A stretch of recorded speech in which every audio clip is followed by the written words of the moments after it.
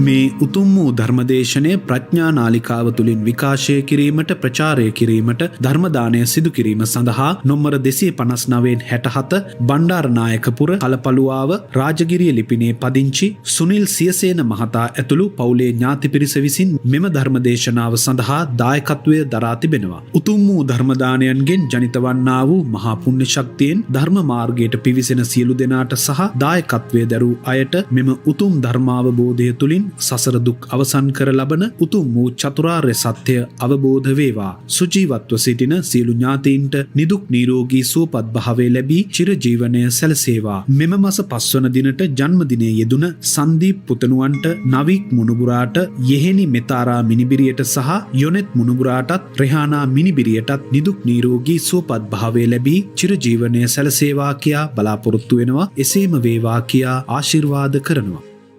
समन्त चक्रवालेषु अत्रा गच्छन्तु देवता सद्धम्मं मुनिराजस्स सुनन्तु सग्ग मोक्खदं ධම්මස්සවන කාලෝ අයං බදන්තා ධම්මස්සවන කාලෝ අයං බදන්තා ධම්මස්සවන කාලෝ අයං බදන්තා.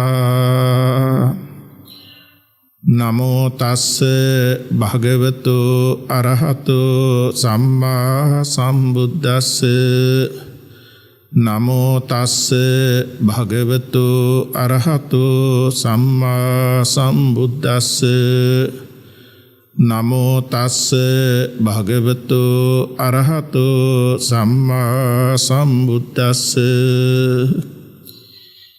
ඉමේ සංකෝ බ්‍රාහ්මන පංචන්නං ඉන්ද්‍රියාණං නානා විසයානං නානා ගෝචරාණං න අඤ්ඤමඤ්ඤස්ස ගෝචර විසයං පච්චනු බොන්තානං මනෝ පටිසරණං මනෝවතේසං ගෝචර විසයං පච්චනු භූතිති.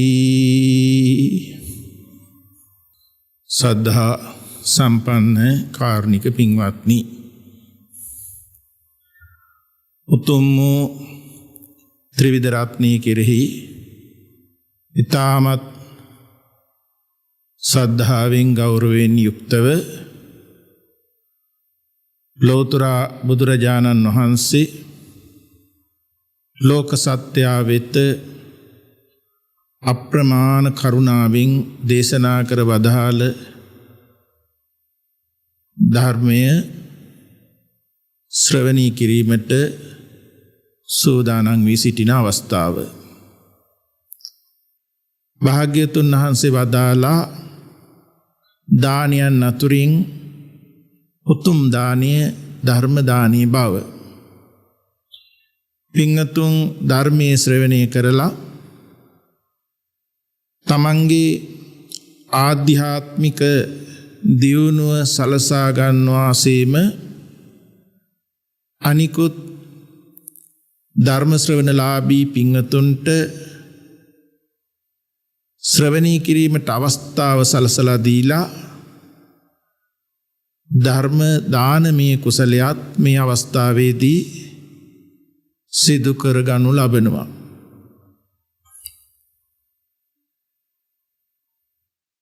උපදිමින් මැරෙමින් කර්මානුරූපව යලි උපදිමින් ස්කන්ධ ධාතු ආයතන සංඛ්‍යාත මේ ලෝකේහි සැරිසරන මේ සත්‍යයට කලාතුරකින් තමයි මෙවැනි බුද්ධෝත්පාද කාලයක් සහ මනුස්ස ජීවිතේ එකවර ලැබෙන්නේ. අපට ඉමහත් භාග්‍ය උදා වෙලා තියෙනවා. එපමණක්ම නෙමෙයි, භාග්‍යතුන් වහන්සේ වදාළ ශ්‍රී මුක බුද්ධ වචනය ශ්‍රවණය කරන්න ලැබිලා තියෙනවා. එයින් අපි යහපත් විමර්ශනශීලී භාවයක් ඇති කර ගන්නවා නම් යෝනිසෝ මනසිකාරයකින් යුක්ත වෙනවා නම් අපට ධර්මීය ජීවිතය තුළට එකතු කොට සීල සමාධි ප්‍රඥා කියන ත්‍රිශික්ෂා ධර්ම පූර්ණයෙන් මාර්ගඵල නිර්වාණ අවබෝධය සාක්ෂාත් කර ගැනීමට මේ ජීවිතය තුළ අවස්ථාව සැලසිලා තියෙනවා. සංයුක්ත නිකායෙහි තියෙනවා අන්ධකාර සූත්‍රය කියන සූත්‍ර ධර්මයක්. එහි සඳහන් වෙනවා මේ ලෝකේ 이르දිමත් සඳහිරු දෙදෙනාගේ එළිය නොවටන මහත් අඳුරු ස්ථාන ඇති බව. වික්ෂුන් වහන්සේලා ඒ අවස්ථාවේ විමසා සිටිනවා, ස්වාමීනි, ඒ අන්ධකාරයටත් වඩා අන්ධකාර ස්ථාන තියෙනවද කියලා. භාග්‍යවතුන් වහන්සේ වදාරනවා, මේ ජාතියක්, ජරාවක්, ව්‍යාධියක්, මරණයක් පවරාගෙන සිටින මේ ස්වභාවය ඊටත් වඩා අඳුරු අගාධයක් පිළිගන්නා වූ බව. ඒ නිසා චතුරාර්ය සත්‍ය ධර්මයෙන් ප්‍රඥා ලෝකේ උදා කරගෙන ඒ ඝන අඳුරෙන් අපි මිදෙන්න වීරිය කරන්න ඕනේ. ඒ අදහස ඇතුව අපි ධර්මයේ ශ්‍රවණය කරන්නට අවශ්‍ය කරනවා. අද ධර්ම දේශනාවෙහි මාතෘකා වශයෙන් තබා ගන්න යෙදුනේ සූත්‍ර පිටකේ සංයුක්ත නිකායේ ඉන්ද්‍රිය සංයුක්තේ ජරා වග්ගේන උන්නාභ බ්‍රාහ්මණ සූත්‍රයේ කියන සූත්‍ර ධර්මයයි. මේ සූත්‍ර ධර්මය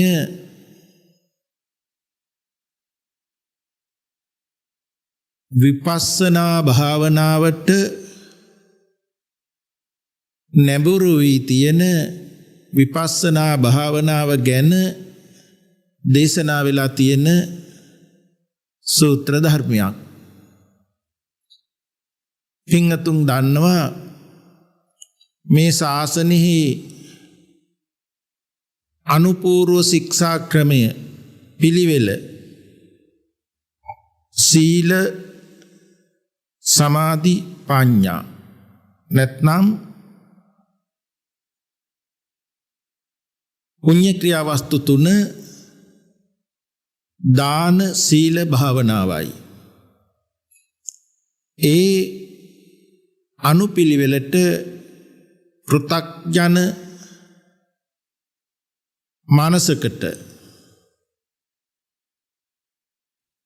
පංචශීලය අෂ්ටාංග සීලය ආදී සීල ධර්මයන් යෙදිලා මමත්වයෙන් කෙරෙන අනර්ථ ක්‍රියාවල් පාලනය කරගෙන නානා අරමුණු කෙරේ විසිර ගියා වූ සිත ඒකාග්‍රතාවයේ කියන සමාධි ලක්ෂණයකින් යුක්තව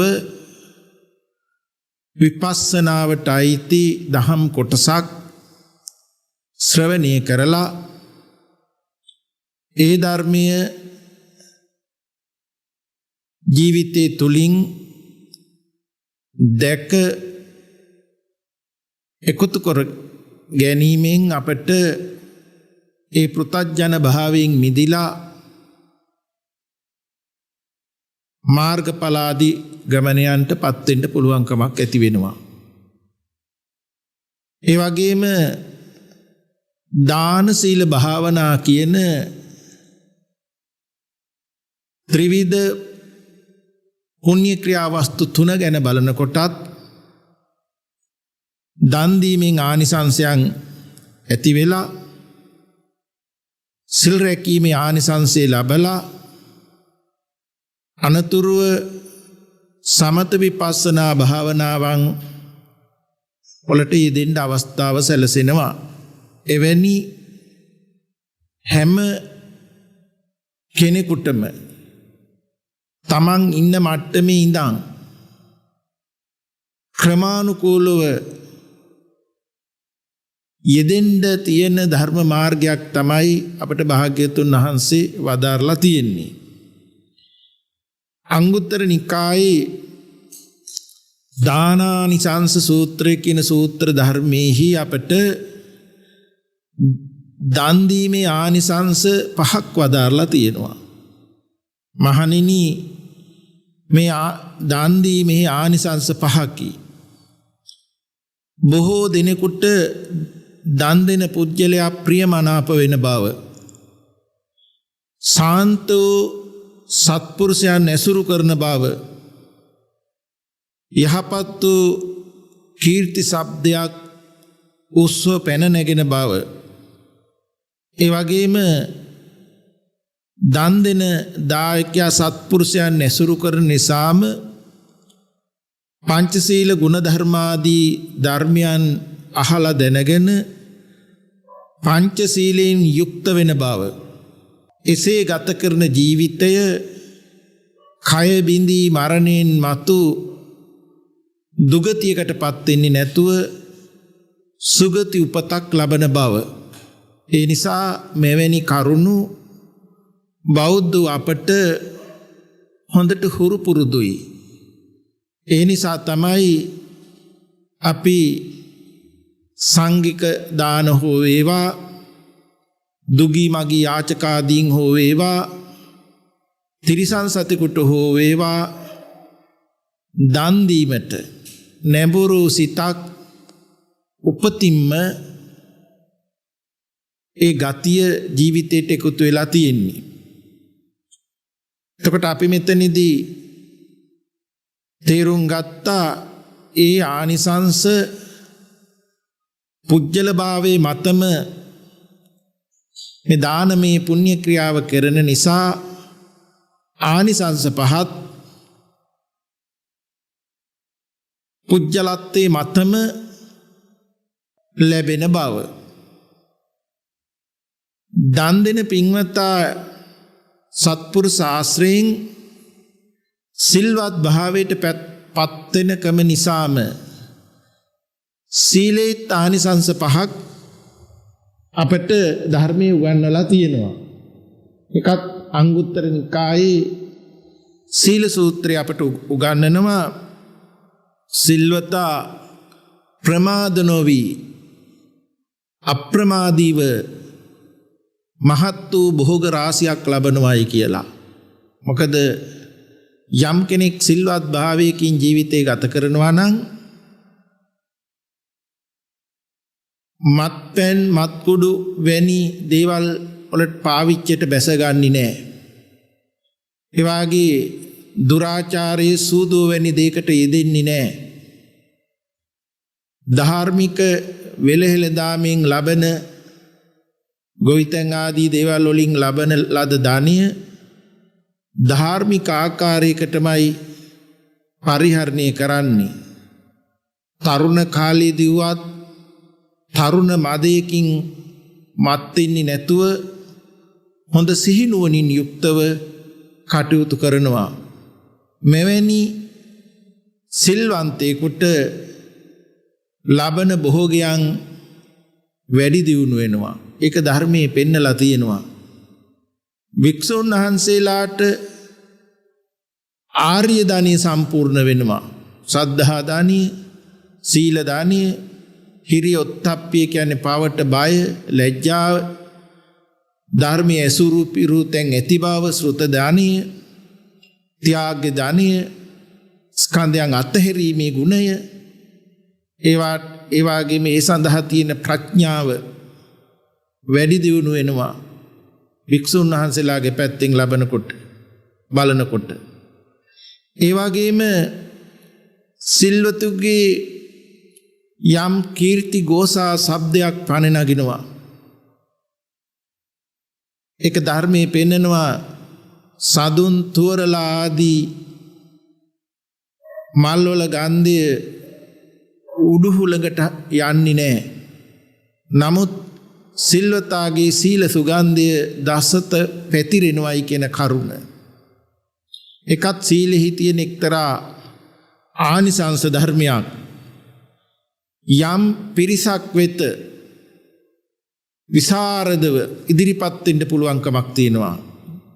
ශාස්ත්‍රීය බ්‍රාහ්මණ ගෘහපති ශ්‍රමණ කොටස් කරා සීලවන්තයා ඉදිරිපත් වෙනකොට එළඹෙනකොට කිසිම විපලිසර භාවයක් නැතුව විසරදව ඉදිරිපත් වෙන්න පුළුවන්කමක් තියෙනවා. ඒ වගේම ජීවිත අවසානයේහි සිහිමුලා නොවි කාලක්‍රියා කරනවා. හොඳ සිහියෙන් යුක්තවම මරණේ මෙයයි කියලා දැනගෙන මේ තමා ආයු ගෙවීම කියලා සිහිනුවණින් යුක්තවම මරණයට මුහුණ දෙන්න පුළුවන්කමක් තියෙනවා. කය බිඳී මරණයෙන් මතු දුගතියකට ඉපදෙන්නේ නැතුව සුගතිය උපදිනවා. එකත් සීලේ ආනිසංසයක්. ඒ නිසා ඒ දාන සීල දෙක ජීවිතේට එකතු නිසා තමයි අද අප දුගතියකට ඉපදෙන්නේ නැතුව මෙවැනි සුගතියක උප්පත්තියක් ලැබලා අර මුලින් කියපු දුර්ලභ කාරණා අපට මුණ ගැහෙන්න තරම් වාසනා ශක්තියක් උනේ. ඒ නිසා සමත විපස්සනා ප්‍රඥාව එන් දකින ධර්මතා දකින්ද මුලින් යම් කෙනෙකුගේ ශක්තිය අඩුයි නම් මේ දාන සීල දෙකෙන් සුගතිය ආරක්ෂා කරගන්නට උනත් පුළුවන්කමක් තියෙනවා. අනතුරු අපිට පෙන්වන්නේ අපේ මේ ජීවිතය තුළ සමතේ කියන චිත්ත ඒකාග්‍රතාවය සහ විපස්සනාව කියන මේ තම අවටත් කියලා බෙදාගෙන සිටින ලෝකය අනිත්‍ය දුක්ඛ අනාත්ම වශයෙන් එහෙම නැත්නම් චතුරාර්ය සත්‍ය ධර්මයේ වශයෙන් ස්කන්ධ ධාතු ආයතනයන්ට බෙදලා පැහැදිලි කරගත යුතු බවයි අපට අවසානයේ පෙන්නලා තියෙන්නේ. අන්නේ විපස්සනාවට පැහැදිලි කරන සූත්‍ර ධර්මයක් තමයි දේශනාවේ මාතෘකාව. මේ උන්නාබ බ්‍රාහ්මණ සූත්‍රය. මේ සූත්‍රයට උන්නාබ බ්‍රාහ්මණ සූත්‍රය කියලා කියන්නේ උන්නාබ කියන බමුණෙක් ඇසූ ප්‍රශ්නයක් මුල් කරගෙන භාග්‍යතුන් වහන්සේ වදාළ සූත්‍ර ධර්මයක් නිසායි. මේ උන්නාබ කියන බ්‍රාහ්මණ තෙමේ භාග්‍යතුන් වහන්සේ වෙත පැමිණිලා භාග්‍යතුන් වහන්සේ සමග සතුටු විය යුතු සිහි කටයුතු කතාව නිමවලා එකත් පසුක සිට භාග්‍යතුන් වහන්සේගේ මෙසේ විමසනවා. භවත් ගෞතමයිනි, මේ ඉන්ද්‍රිය පහක් වෙනවා. චක්කු ඉන්ද්‍රිය, සෝත ඉන්ද්‍රිය, ගාහන ඉන්ද්‍රිය, ජීවා ඉන්ද්‍රිය, කාය ඉන්ද්‍රිය, පංච ඉන්ද්‍රියෝයි කියන ඉන්ද්‍රිය පහක් වෙනවා. අපිට තේරෙන වචනෙන් කියනකොට ඇස, කන, දිව, නාසය, කය. මේ ඉන්ද්‍රිය පහ වෙන්වෙන් විෂය ඇත්තහු වෙනවා. වෙන්වෙන් ගෝචර ඇත්තහු වෙනවා. එක් ඉන්ද්‍රියක් අනිත් ඉන්ද්‍රියාගේ අරමුණ විෂය නොවිදිනවා. කී අදහස මේ ප්‍රසාද චක්සුව නැතිනම් මේ ඇහි මැද පිහිටි කර්මයෙන් පිහිටලා තියෙන උපගතිය මේ ප්‍රසාද චක්ෂුවට ගෝචර වෙන්නේ ඉදිරියෙන් ඇත්තා වර්ණයක් හෝ හැඩයක සටහනයි. හරියට මූණ බලන කණ්ණාඩියකට ආලෝකය ඇති විට ඉදිරියෙන් ඇති වස්තුවල ඡායාව වැටෙනවා වාගේ. මේ ප්‍රසාදයටත් ආලෝකයක් ඇති විට වර්ණ සටහනේ ඡායාව ග්‍රහණය වෙනවා. ඡායාවත් වෙනවා. ඒ චක්කු ප්‍රසාදයට ශබ්ද කම්පනය ගෝචර වෙන්නේ නැහැ. චක්කු ප්‍රසාදයේ සැකසීලා තියෙන්නේ වර්ණය හෝ සටහන ගෝචර වෙන විදිහටමයි. අන්න ඒ නිසා තමයි අර පෙන්වේ වෙන්වෙන් විෂය ඇත්තා වෙත් වෙන්වෙන් ගෝචර ඇත්තා වෙත් කියලා. සෝත ප්‍රසාදය කියන්නේ කම්බරේට ඒ කම්බරේ කර්මන්‍ය ගතියක් තියෙනවා ක්‍රියා ගතිය ඇතිව නැති වෙන ශබ්ද කම්පනය මේ අවකාශයේ පසුබිම් කොට කම්බරේ හැපෙනකොට ඒ කම්බරේ කම්පණය වෙනවා. කොට ඒ සෝත ප්‍රසාදය සැකසීලා තියෙන හැටි. ඒකට ශබ්ද කම්පනය ගෝචර වෙනවා විනා වර්ණය වූ සටහන ගෝචර වෙන්නේ නැහැ. නාසය ප්‍රසාදයට වායෝ ධාතුව උදව් කරගෙන ගන්ධ කලාප තැවරෙනවා. ඒ නාසය ප්‍රසාදයට ගන්ධය ගෝචර වෙන විදිහයි. ජීවා ප්‍රසාදයට දිවට රසේ රූපය ආපෝ ධාතුව නොහොත් කටේ කෙල වලින් තැවරෙනවා. ඒ ජීවා ප්‍රසාදයට රසය ගෝචර වෙන විදිහයි. ඒ ජීවා ප්‍රසාදයට අනිත් දේවල් ගෝචර වෙන්නේ නැහැ. කාය ප්‍රසාදයට කාය ප්‍රසාදය කියලා කියන්නේ පුළුම් පෙඳකට තෙල් බින්දුවක් වැටෙනකොට ඒ පුළුම් පෙඳ පුරාම පැතිරිලා යනවා වාගේ මේ ආස්වාස වාතයේ ලේ ධාතුව දෙක කර්මයෙන් හටගත් පෙනහැල්ලේදී සංයෝග වෙලා හදවතට වැටිලා හදවත මූලික කොට ක්‍රියාකාරීත්වයේ මේ මුළු ශරීරයේ පුරාම මේ සංයෝගේ පැතිරෙනවා. ආස්වාස වාතයේ ලේ ධාතුවේ සංයෝගය. එතකොට කර්මද තේජෝ ධාතුව නැත්නම් ක්‍රියාවෙන් හට ගන්නා වූ තේජෝ ගතියක් උණුසුම් ගතියක් බලය ඇති වෙනවා. ඉසකයාග නියපොතුවග යටිපල්ලේ එහෙම තියෙන වියලිය හැමේ මොකද අපිට ඒක කැඩුවට රිදෙන්නේ නැහැ. ඒ තැන්වල මේ උණුසුම පැතිරෙන්නේ නැහැ. ඒ ලේ ධාතුවත් සමග මේ උණුසුම සැකසෙන සෑම තැනකම සෑම රූපාංශකම සෑම සෛලයකම මේ කාය ප්‍රසාද ගතිය තියෙනවා. ඒක මේ මතු පිටින් විතරක් නෙමෙයි අභ්‍යන්තර සෛලවල පවා මේ ප්‍රසාද ගතිය තියෙනවා. ඒ කාය ප්‍රසාදයට ගෝචර වෙන්නේ හැපෙන දෙයක්. මේ සාමාන්‍ය මට්ටමකට හැපිලා බෑ. ටිකක් රළුව හැපෙන්න ඕනේ. ඒ නිසා කාය ප්‍රසාදයට කියනවා ගෝචරයක් හැපෙන්න පඨවි ධාතුව උදව් වෙනවා කියලා. ඒ නිසා දැන් අපට වචනේ තේරුණා වෙන්වෙන් විෂය ඇත්තා වූ වෙන්වෙන් ගෝචර ඇත්තා වූ එක් ඉන්ද්‍රියක් අනික් ඉන්ද්‍රියකගේ අරමුණු රසේ නොවිදිත්. එක් කාරණයකට එක කාරණයක් මිසක් අනික් කාරණේ ඒ කාරණේට එකතු වෙන්නේ නෑ කියන එක අපිට මෙතනදී පැහැදිලි වෙනවා. මේ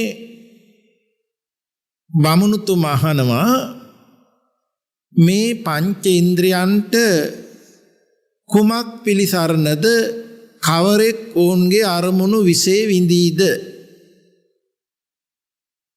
භාග්‍යතුන් වහන්සේ වදාරනවා ඉමේ සංකෝ බ්‍රාහ්මණ පංචන්නං ඉන්ද්‍රියාණං නානා විෂයාණං නානා ගෝචරාණං න අඤ්ඤමඤ්ඤස්ස ගෝචර විෂයං අච්චනු බොන්තානං මනෝ පටිසරණං. බ්‍රාහ්මණය වෙන් වෙන් විෂය ඇති වෙන් වෙන් ගෝචර ඇති ඔවුන්ගේ අරමුණු විසේ නොවිඳින මේ පංච ඉන්ද්‍රයන්ට සිත පිළිසරණයි කියලා. මේ සිත පිළිසරණයි කියන තැන සිත පිහිට වෙනවා වාගේ ස්වභාවයක් නේ අපිට පෙනෙන්නේ. ඒ මොකද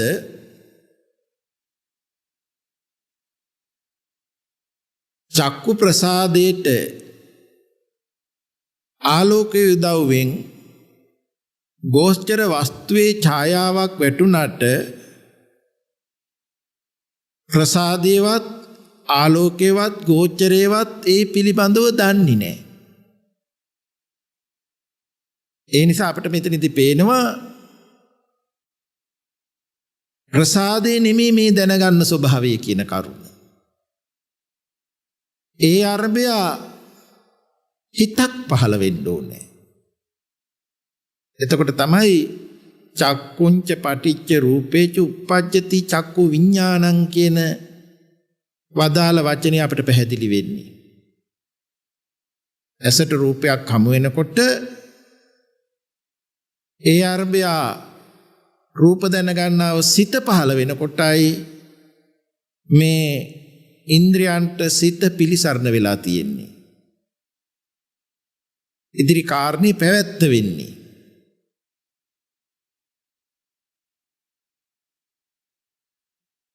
සෝත ප්‍රසාදයට කම්බරේට අවකාශයේ උදව්වෙන් ශබ්ද කම්පන හැපෙනවා.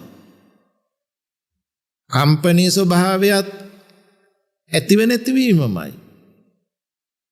සෝත ප්‍රසාදයේ ස්වභාවයත් ඇතිව නැතිවීමමයි. කම්පනයේ ඇතිව නැති වී යලි කම්පන ස්වභාවයක් ඇති වෙන්න සෝත ප්‍රසාදේ උදව් වෙලා තියෙනවා. නමුත් එහෙම වුණාට ඒක ශබ්ද රූපේ විනා ශබ්ද දැන ගැනීම නෙමෙයි. ඒ කම්පණය වෙනකොට ඊට අනුරූප සිහිවීමක් වෙලා ශබ්ද දැනගන්නා වූ සිතක් පහළ වෙන්න ඕනේ. ඒකට තමයි සෝත විඥානී කියන්නේ. එතකොට පේනවා ඒ සෝත ඉන්ද්‍රියට සිත පිළිසරණ වෙන හැටි. නාසයේ ප්‍රසාදයට ගන්ධ රූපේ තැවරුණාට මේ නාසයේ ප්‍රසාදයට ගන්ධ සුවඳ දැන ගැනීමක් නැහැ. ඒ නාසයේ ප්‍රසාදයට ගන්ධය දැනෙනකොට ඒ ප්‍රසාදේ යම් වෙනසක් වෙනවා. එක එක ගන්ධ රූපයාගේ ස්වභාවයට හි ධාතු නානත්වයට විවිධත්වයට ප්‍රසාද රූපේ වෙනසක් වෙනවා. නමුත් නාසයේ ගඳ සුවඳ දැනගන්නවා නෙමෙයි. ඒ වෙනස ආරම්භය සිහිවීමක් වෙලා ගාහන විඥානයේ නැතිනම් ගඳ සුවඳ දැනගන්නා සිතක් පහළ වෙනවා. ඒක තමයි අර ඉන්ද්‍රියන් ගේ අරමුණු ඒ හමු වෙන රසය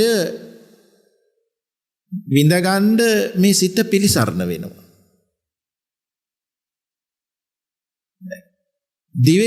දිව ගැන බලනකොට ජීවා ප්‍රසාදයට රසේ රූපය ආපෝ ධාතුව කියන කටේ කෙල මගින් තැවරෙනවා. එහෙම තැවරුණාට රසය පිළිබඳව දැනගැනිල්ලක් ඇති වුණා නෙමෙයි. අපි බෝතලයක තියෙන සීනි, බෝතලයක තියෙන මී පැණි රස නැහැ. තවම එතෙන්ට පැණි රස කතාවක් නැහැ. එතන තියෙන සංයෝගයක්. බෝතලයක තියෙන කොහොඹ තෙල් තිත්ත කතාවක් නැහැ. එතන තියෙන තවම සංයෝගයක්. නමුත් මේ සංයෝගය මේ කර්මෙන් හටගත් ජීවා ප්‍රසාදී තැවරෙනවා. ආපෝ ධාතු නොහොත් කටේ කියලා එතන උදව් වෙනවා. ඒ තැවරුණත් රසයක කතාවක් නැහැ තවම. ඒ අරබියා සිහිවීමක් වෙලා රසය දැනගන්නා වූ සිත ජීවා විඥානී පහළ වෙන්න ඕනේ. එතකොට තමයි රසය අනුභව කරන්නේ. විඥානී මුල් කොටයි ඉදිරියේදී පියවරෙන් පියවර මේ වින්දනේ වෙන්නේ.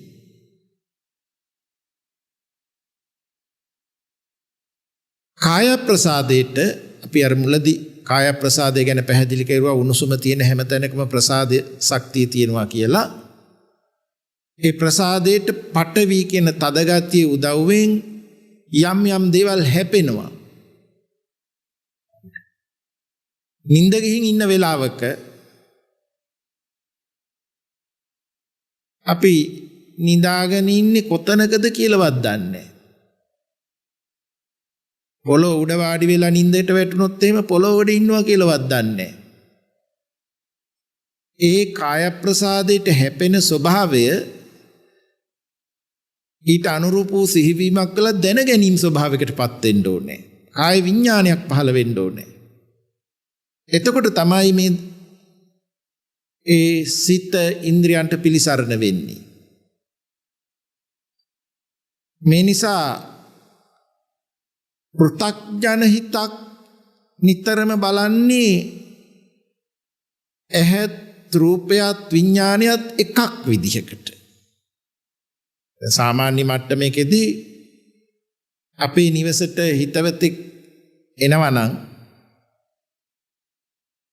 අහවලා අපි හමු වෙන්න එනවා කියලා වස්තුමය ලෝකයක් විදිහට බලනවා විනා ඒ ආරම්භය සිතුවිලි හිතක් පහළ වෙනවා කියන වචනේ තෙන්ඩ එන්නේ නැහැ. ඊළඟට අපි ගෙදරක බඩු මුට්ටු පරිහරණය කරනකොට ඒ භාණ්ඩ මම විසින් පරිහරණය කරනවායි කියලා ද්‍රව්‍යමය වස්තුමය ස්වභාවයක් පිළිගන්නවා විනා හිතක් කරහා ඒ දේවල් දැනගන්නවා කියලා පිළිගන්නේ වෙන්නේ නැහැ. අඩුතරමින් මේ කය පරිහරණය වෙනකොට ආහාර ගන්නකොට වතුර පානය කරනකොට ශරීරය පිරිසුදු කරනකොට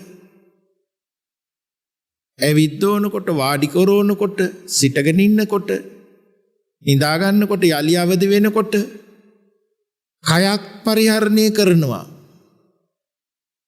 ද්‍රව්‍යමය කයක් පරිහරණය වෙනවයි කියලා පිළිගැනිල්ලක යුක්ත වෙලා තියෙනවා විනා මම කොට පිළිගැනවිලා තියෙනවා මිසක් කයයි සිතුවිලි හිතයි අන්‍යෝන්‍යව සම්බන්ධයක් වෙලා වෙනවා කියලා දැනගැනිල්ලක් නැහැ.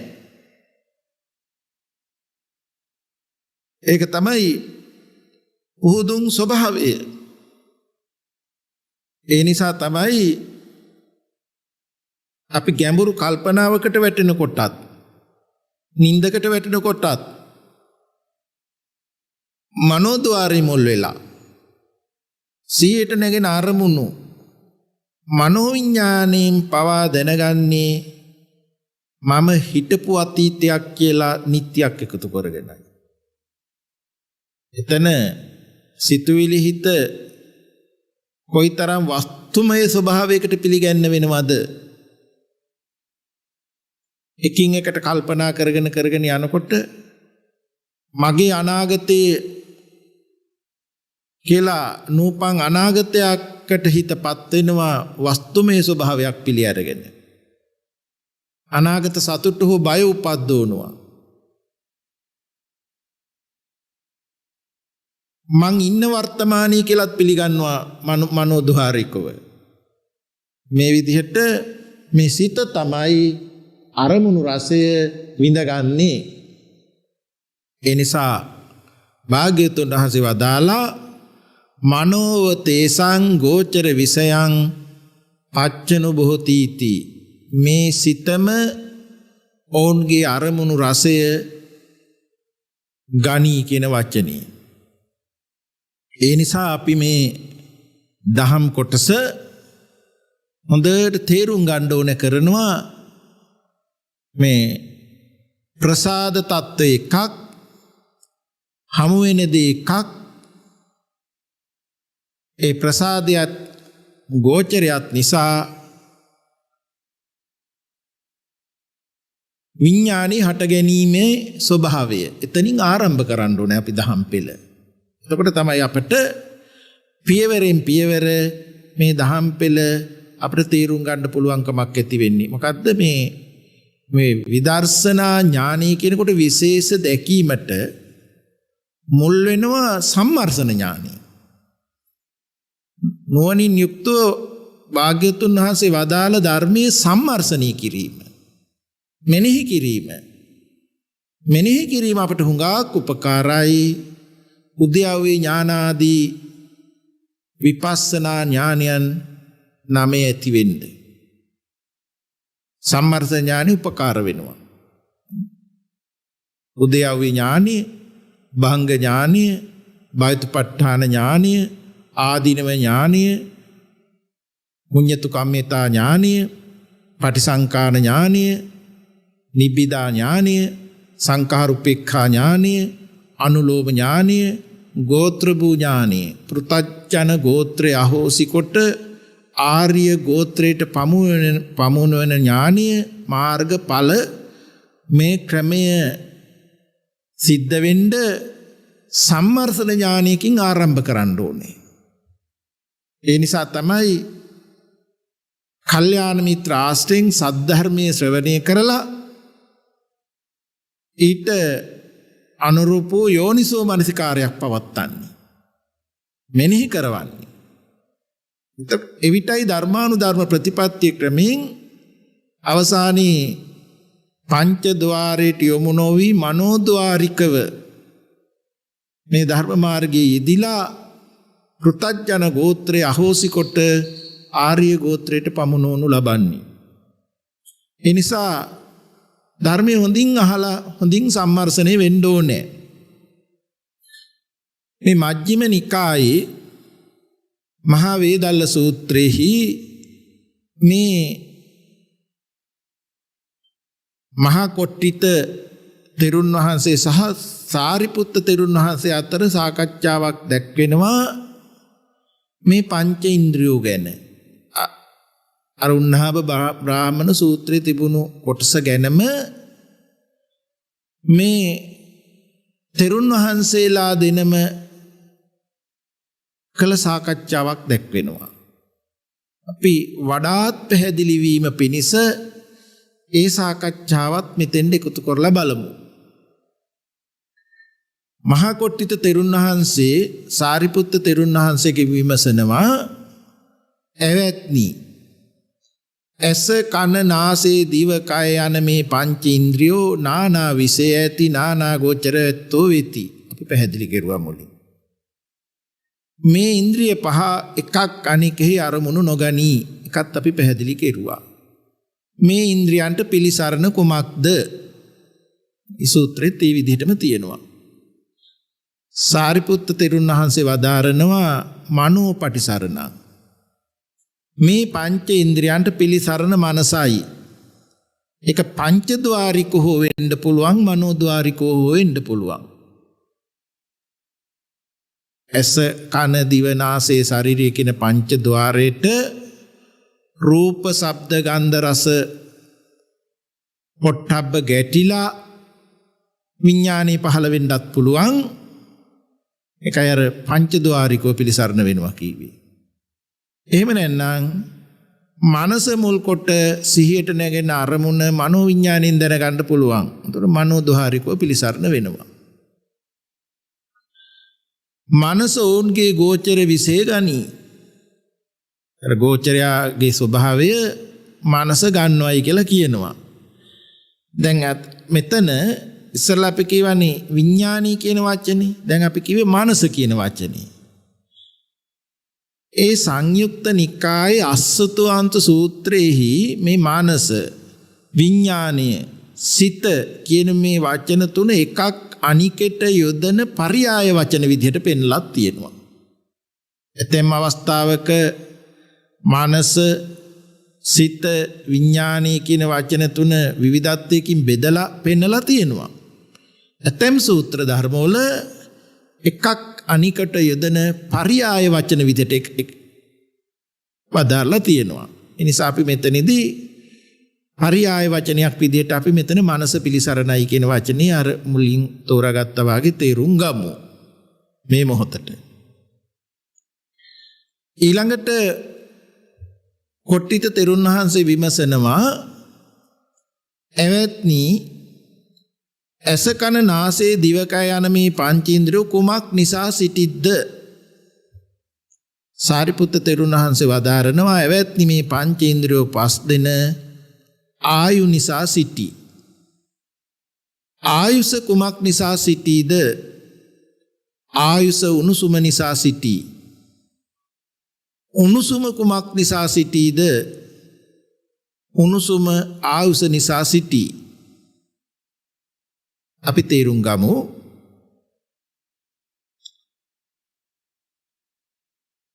වින්නතුන් නිතර ශ්‍රවණය කරන සූත්‍ර ධර්මයක් තමයි කම්ම සූත්‍රය.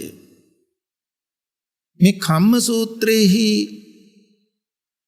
අපට උගන්වලා තියෙන්නේ මේ ඉන්ද්‍රිය 6 ඇස කන දිව නාසය ශරීරය කියන මේ ඉන්ද්‍රිය 6 මනස කාම ලෝකේ හටගත්තේ එක හේතුවක් දෙමව්පියන්ගේ ප්‍රත්‍ය. ඒ පැත්ත පඨවි ආපෝ තේජෝ වායෝ කියන රූප ධර්මයේ පැත්ත. තව හේතුවක් පුරාණ කර්ම ප්‍රත්‍ය. පුරාණ කර්ම ප්‍රත්‍ය කියන්නේ ජීවිතයක් අත්හැරෙනකොට නැවත බලන්ඩ අහන්ඩ විඳින්ඩ මෙනෙහි කරන්න තියෙන ගතිය අවසන් වුණේ නැහැ. ඒක නිමා වුණේ නැහැ. ඒකට කියනවා කර්ම භවය කියන වචනේ.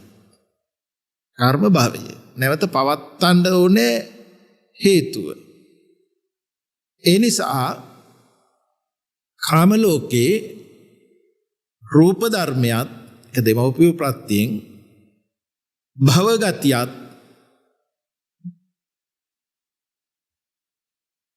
ඒ පිළිබඳව නොදක්නා අවිද්‍යාවත් තෘෂ්ණාවත් කියන මේ ධර්මතාවයන් එක්ව තමයි භවපච්චා ජාති කියන උපතක් උනේ. ඒ හේතුඵල ධර්මයක්. රූප ධර්මයක් භවගතියත් යන්නේ කර්මය භවය අවිද්‍යා තෘෂ්ණා එක්ව හට ගැනීමක් වුණා. මේ හට ගන්නකොටම ස්කන්ධ පංචකේ මේ හටගත්තේ.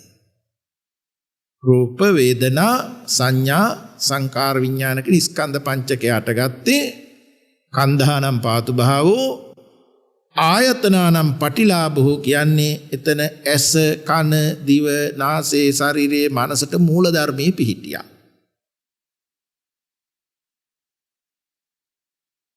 දැන් ඒ ආරම්භක අවස්ථාවේ යම් ආයු ශක්තියක් අඩංගුයි. ජීවිත ඉන්ද්‍රිය ශක්තියක් අඩංගුයි. පවත්තන ශක්තියක් අඩංගුයි. ඒ ආයු පැවතෙන්න මව්ගේ උණුසුම උපකාර වුණා. ආයු පැවතෙන්න මව්ගේ උණුසුම එතන උපකාර වුණා. ඒ උණුසුම ඒ තාසියුම් රූපයට ආකර්ෂණය වෙන්න ඒ පැවැත්ම ආයු ශක්තිය උපකාර වුණා. දැන් එහෙම සම්බන්ධයක් වෙනකොට ඇසට කනට දිවට නාසයට ශරීරයට වස්තු රූපයට අදාළ රූපාංශු තීරු වැඩුණා.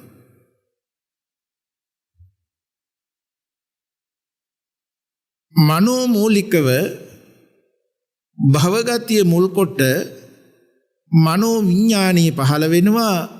මනෝ විඥාණයට වේදනා සංඥා සංකාර කියන සිතුවිලි බඳුන් වෙනවා. මේ ජීවිතය තුළ තවම භාවිතා වීමක් වෙලා නැතිකම නිසා ඒ කර්ම භවයේ හේතු කරගෙනයි මේ උපත නොහොත් උප්පත්ති භවයේ උනේ. උපත උණු තැන පටන්ම ඒ පුරාණ කර්ම ශක්තියට අනුව මෙතන සිතුවිලි හිත් පහළ වෙනවා. රූපේ මවට සම්බන්ධකම නිසා දිරදිරා යන රූපාංශු වෙනුවට අලුතින් රූපාංශු හැදෙනවා. එතන තේරුම් ගන්න අර ආයුසේ නිසා උණුසුම නිසා ආයු ශක්තිය පැවතෙන හැටි. ඇතැම් විටක එසාදී ඉන්ද්‍රියන් හැදෙනකොට කන දිව ශබ්දයට ප්‍රතිචාර දක්වනවා මව කුසේදීමත්. කාය ප්‍රසාදයට සීතෝෂ්ණ ලැබෙනකොට මව කුසේදීමත් ප්‍රතිචාර දැක්වෙනවා. නමුත් සෝත විඥාන කාය විඥාන ආදී දේවල් වලට නෙමෙයි වඩා නැඹුරු මනෝ විඥාන අවස්ථාවටයි. ඒ විදිහට සැකසෙනවා හැදෙනවා. ඒ ධර්මයේ අවිද්‍යා පත්‍ය සංඛාරා සංඛාර පත්‍ය විඥානං විඥාන පත්‍ය නාම රූපං නාම රූප පත්‍ය සලආයතනං ඔය ප්‍රත්‍යක්‍රමයෙන් පැහැදිලි කරලා තියෙනවා.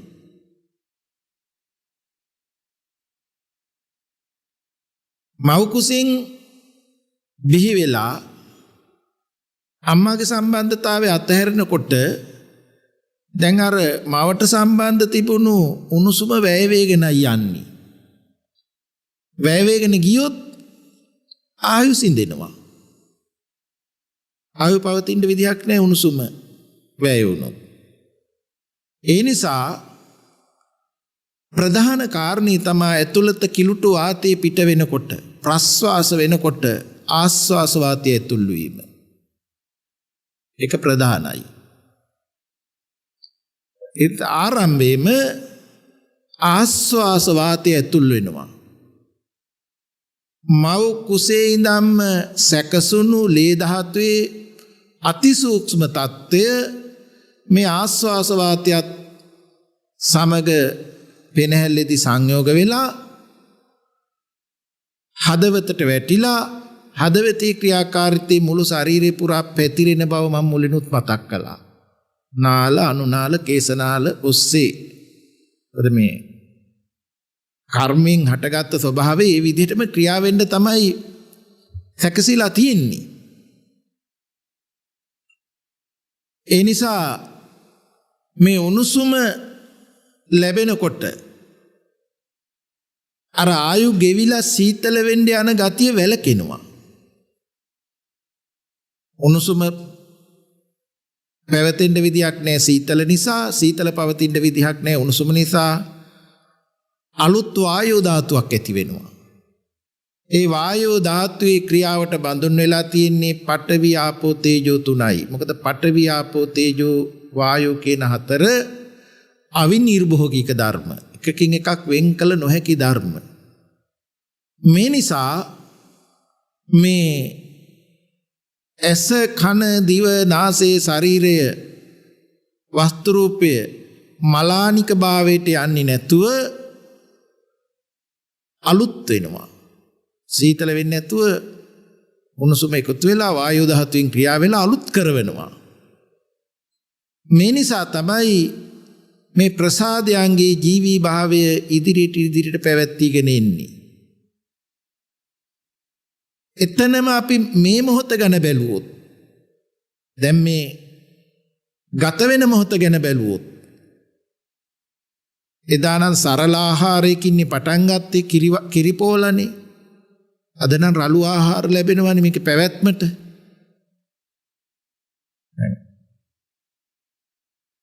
කලින් ලබා දුන්නු ආහාර ජීර්ණය වෙලා ඇති වුණු ලේ ධාතුව ආශ්වාස වාතයත් එක්ක සංයෝග වෙලා ඇති වෙන උණුසුම සහ බලය ශක්තිය ගැන වෙනම කතා කරමු. ඒ උණුසුම ශක්තිය කියන වචනේ නැහැ, ධාතුව කියන වචනේ මෙතෙන් යොදන්න ඕනේ. යම් ක්‍රියාවක් කරන හැකියාව දරන අර්ථය. උණුසුම ආමාශගත ආහාර ඕජාවට තෙතට වදිනකොට ඇතිවෙන වාතයෙන් ආමාශගත ආහාරය පෙරලෙනවා. ඒකට කියන්නේ කොට්ටාස වාතය කියලා. ආහාරය පෙරලවනවා.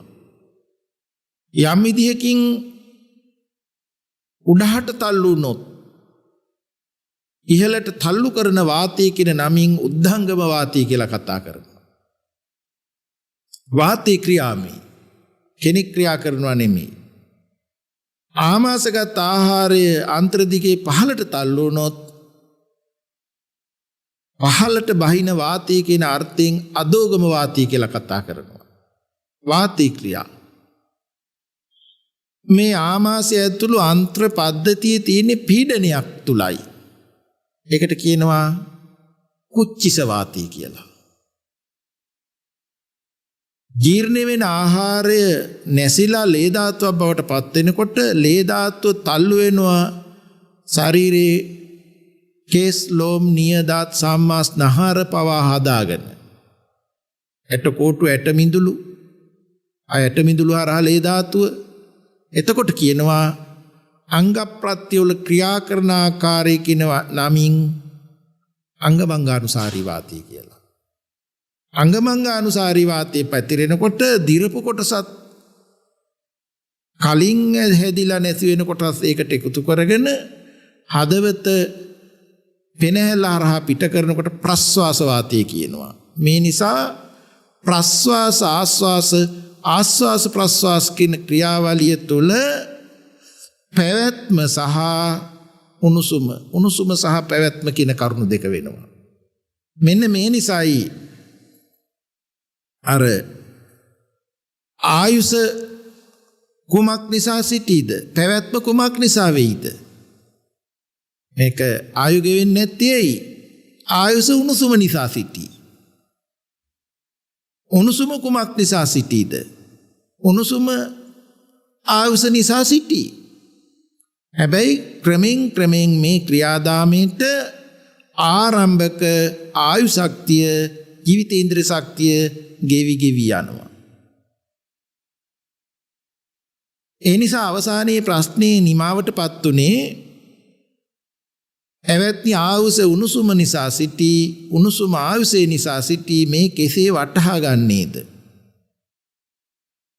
සාරිපුත්ත තෙරුන් වහන්සේ වදාරනවා උපමාවක් කරමි. උපමාවෙන්ද ඥානවන්තයා කරුණු වටහා ගනි. යම් පරිදි දැල් වෙන තෙල් පහනක පහන් දැල්ල නිසා ආලෝකය පෙනේද? ආලෝකය නිසා පහන් දැල්ල පෙනේද? දැල්ල නිසා ආලෝකය පේනවා, ආලෝක උපකාර වෙනවා පහන් දැල්ල පේන්න. දෙක අවස්ථා දෙකක් ගැන කතා කරුවට අවස්ථා දෙකම එකිනෙකට උපකාරයි. ඒ වගේම එක අවස්ථාවක්වත් තියෙන්නේ නැහැ. ඒ වාගේ ආයුෂ නිසා උණුසුම සිටී, උණුසුම නිසා ආයුෂ සිටී. උණුසුම ඇති වෙන්න ආයුෂ උදව් වෙනවා, ආයුෂ ඇති වෙන්න උණුසුම උදව් වෙනවා. හැබැයි මේ කරුණු දෙක එකක්වත් තියෙන්නේ නැහැ. ආයු ගෙවෙනවා. මේ කාරණේ අපි හොඳට වටහා ගන්නකොට මේ ආස්වාස ප්‍රස්වාසයත් සම්බන්ධ කරලා මේ මොහොතේදීත් මේ ආයු ගෙවෙනවා. මේ මොහොතෙත් මේ ආයු ගෙවෙනවා. ඉන්ද්‍රියන් ඇති වෙවි නැති වෙනවා. අන්නේ ඉන්ද්‍රියන්ට සිත පිලිසරණ වෙන ආකාර ඇතිව නැති වෙනවයි කියන කරුණ ආරම්භයේදීම හොඳට තේරුම් ගන්න ඕනේ. මේ රූපය ගැන කතා කරන්නේ රූපය ගැන කතා කරලා නිමාවකටපත් කරවන්න නෙමෙයි. මොකද සතර සතිපට්ඨාන ධර්මයන් දේශනා කරනකොටත් කායානුපස්සනාව තමයි භාග්‍යතුන් වහන්සේ මුලින්ම වදාරලා තියෙන්නේ. ත්‍රිලක්ෂණය ගැන වදාරන කොටත් රූපම් භික්කවේ අනිච්ඡං කියලා රූපය ගැන තමයි ආරම්භ කෙරුවේ. ඒ වගේම මේ හිත ගැන කතා කරන කොටත් ආධ්‍යාත්මික ආයතන බාහිර ආයතන කියලා රූපෙන් ආරම්භ කරලා තියෙන්නේ. ඒ නිසා එය සතරමා ධාතුවා සතරමා ධාතුවෙන් හටගෙන නිරුද්ධ වෙනවා කියන කාරණේ පැහැදිලි වෙන්න තමයි මේ විඥාන 6 හරහා මේ දැනගන්නා ආකාර 6 හරහා මේ රූපයක් පෙනෙනවා නොවේ නම් රූප දෘෂ්ටියක් රූපය කියන මතයක් පෙනෙනවා කියලා යමෙකුට පැහැදිලි වෙන්නේ. ඒ මතයක් පෙනෙනවයි කියලා පැහැදිලි වෙන්න මතය ඇති කරන කාරණේ ගැන පැහැදිලි කරන්නේ ඒක තියෙන බවකට නෙමෙයි ඇතිව නැති වෙන බවක් පැහැදිලි කරන්නයි. එතකොට මේ ආධුනිකයෙකුට ධර්මයකට බැස ගන්න ධර්මයකට යොමු වෙන්න තැනක් ලැබුණා වෙනවා. ඒ නිසා අපි බලන්න ඕනේ මේ ඉන්ද්‍රයන්ට සිත පිලිසරණ වෙන ආකාරය ගැන. දැන් එතකොට හොඳට පැහැදිලි වුණා ඉන්ද්‍රිය 6 ඇතිව නැති වෙනවා කියන කරුණ. ඇසට රූප කියනවා. ඇසට රූප කියනකොටත් ඒ රූප හතරමහා ධාතුවා සතරමහා ධාතුවෙන් හටගන්න ස්වභාවයක් නිසා නිරුද්ධ වීමත් එහිමයි. හට ගැනීම වෙනම කතා කරලා නිරුද්ධ වීම වෙනම කතා කරන්න බෑ. හටගන්න ස්වභාවය තුලමයි නැසීම. නැතේ කියන්නේ හට ගන්නවා. ඇතේ කියන්නේ නිරුද්ධ වෙනවා.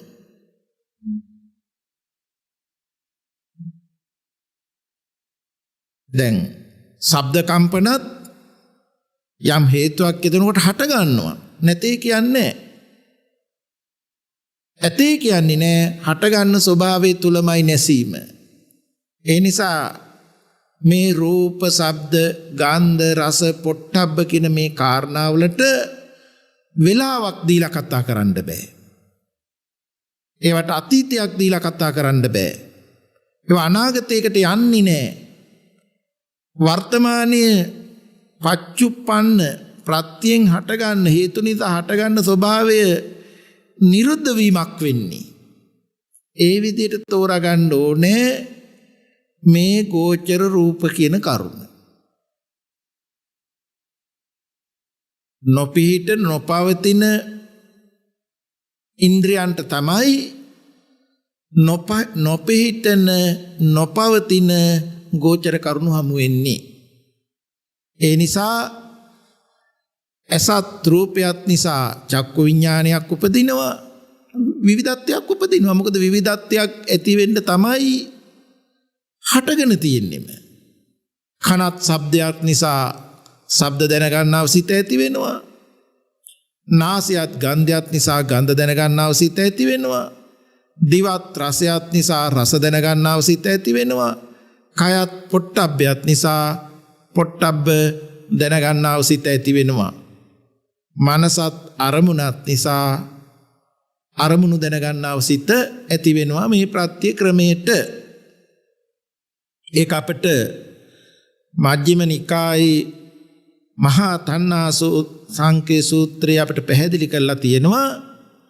මහණෙනි යම් යම් ප්‍රත්‍ය නිසා ගිනි දිලේද ඒ ගිනි ඒ ප්‍රත්‍ය නාමයෙන් ඒ ගණයට යයි. ගින්න එකයි වුණාට ගින්න ඇති වෙන ක්‍රම වෙනස්.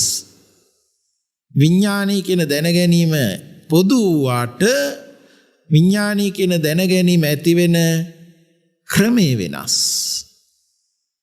ඒක අපිට පෙන්නනවා මහණෙනි යම් ප්‍රත්‍ය නිසා ගිනි දිලේද ඒ ගිනි ඒ ප්‍රත්‍යංගේ නාමයෙන් ඒ ගණයට එයි.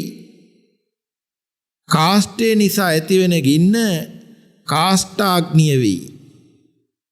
ලී කැබිලි නිසා ඇතිවෙන ගින්න සකලිකාග්නිය වෙයි. තන තෘණ නිසා ඇතිවෙන ගින්න තෘණාග්නිය වෙයි. ගොම නිසා ඇතිවෙන ගින්න ගෝමයාග්නිය වෙයි. තුස කියන්නේ දහයියා. දහයියා නිසා ඇතිවෙන ගින්න තුසාග්නිය වෙයි. සංඛාර කියන්නේ කසලවලට. කසල නිසා ඇතිවෙන ගින්න සංකාරාග්නිය වෙයි. මෙන්න මේ විදිහට ගින්න පොදු වුණාට ඒ ගින්න ඇතිවෙන ක්‍රමේ දිහා බලලා ආකාර 6ක් කතා කරනවා වාගේ විඥානීය පොදු වුණාට විඥානයේ පහළුණු ආකාර දිහා බලලයි මේ විඥාන 6ක් කතා කරන්නේ. ඇසද රූපයන්ද නිසා පහළ වෙන විඥානය චක්කු විඥානය යන ගණේට යනවා. කනද ශබ්දේද නිසා පහළ වෙන විඥානයේ සෝත විඥානය යන ගණේට යනවා. නාසයේද ගන්ධයේද නිසා පහළ වෙන විඥානයේ ගාහන විඥානය යන ගණේට යනවා.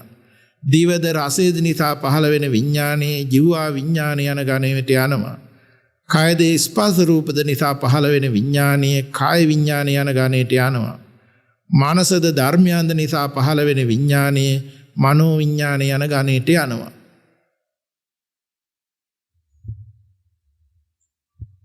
මේ අනුව එතකොට අපිට පැහැදිලි වෙන් විෂය ඇති වෙන් ගෝචර ඇති ඔවුනොවුන්ගේ ඒ කියන්නේ මාරු වෙලා ඔවුනොවුන්ගේ අරමුණු රසේ නොවිඳින මේ පංචේන්ද්‍රයන්ට සිත පිළිසරණයි සිත මොවුන්ගේ අරමුණු රසේ විඳී කියන කරුණ. ඊළඟට මේ දෙවෙනි ප්‍රශ්නය මේ උන්නාබ බ්‍රාහ්මණතුමා අහනවා මනස්ස පනබෝ ගෝතම කිං පටිසරණන්ති භවත් ගෞතමේනි මේ සිතට කුමක් පිළිසරණද?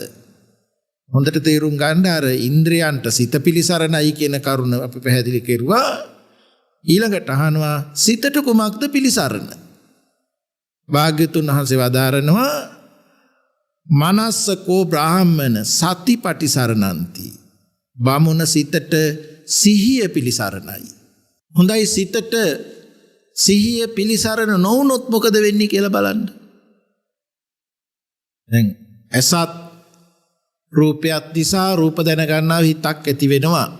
චක්කුංච පටිච්ච රූපේච උප්පත්තිති චක්කු විඥානං තින්නං සංගති පස්සෝ මේ තිදෙනාගේ එකතු ස්පර්ශයයි. හයට මෙහෙම බලාගමු. එතකොට දැන් චක්කු ප්‍රසාදයයි ගෝචරයයි හටගෙන නිරුද්ධ වූාට ඒ බවක් සිහි නුවණක් නැත්නම් ඒ පිළිවෙත කරුණු තේරිලා නැත්නම් පෙර මුලදී කියවනේ බලන්නා බලන දේ වස්තු කොටයි විඥානය දැනගන්නේ කියලා. ඒ මොකද බොහෝ කාලයක් බලන්නෙක් ඉන්නවා බලන්න දෙයක් තියෙනවායි කියලා තමයි මේ සිත භාවිතා වෙලා තියෙන්නේ. භාවිතා වෙලා තියෙන ආකාරයටම තමයි අවස්ථානුකූලව සිහියට නැගෙන්නේ. ඒ සිහියට නැගෙන ආකාරයෙම තමයි දැනගන්නේ. තින්නං සංගති පස්සෝ කියන වචනේ අර ප්‍රසාදයට ගෝචරයේ ගැටලා විඥානීය පහළ වෙන තැන අපිට පැහැදිලි වෙන්න ඕනේ. තින්නං සංගති පස්සෝ ප්‍රසාදයේ ගෝචරයේ අනිත්‍ය කෙනෙක් නොවන ධර්ම පෙනීමයි පෙනෙන කාරණේ විඥානීය තුලම වරදවා දැනගන්න හැටි පැහැදිලි වෙන්නත් ඕනේ. දෙපැත්තම. පස්සපච්ච වේදනා. එතකොට වින්දනයකුත් තියෙනවා විඳින්නෙකුත් ඉන්නවා.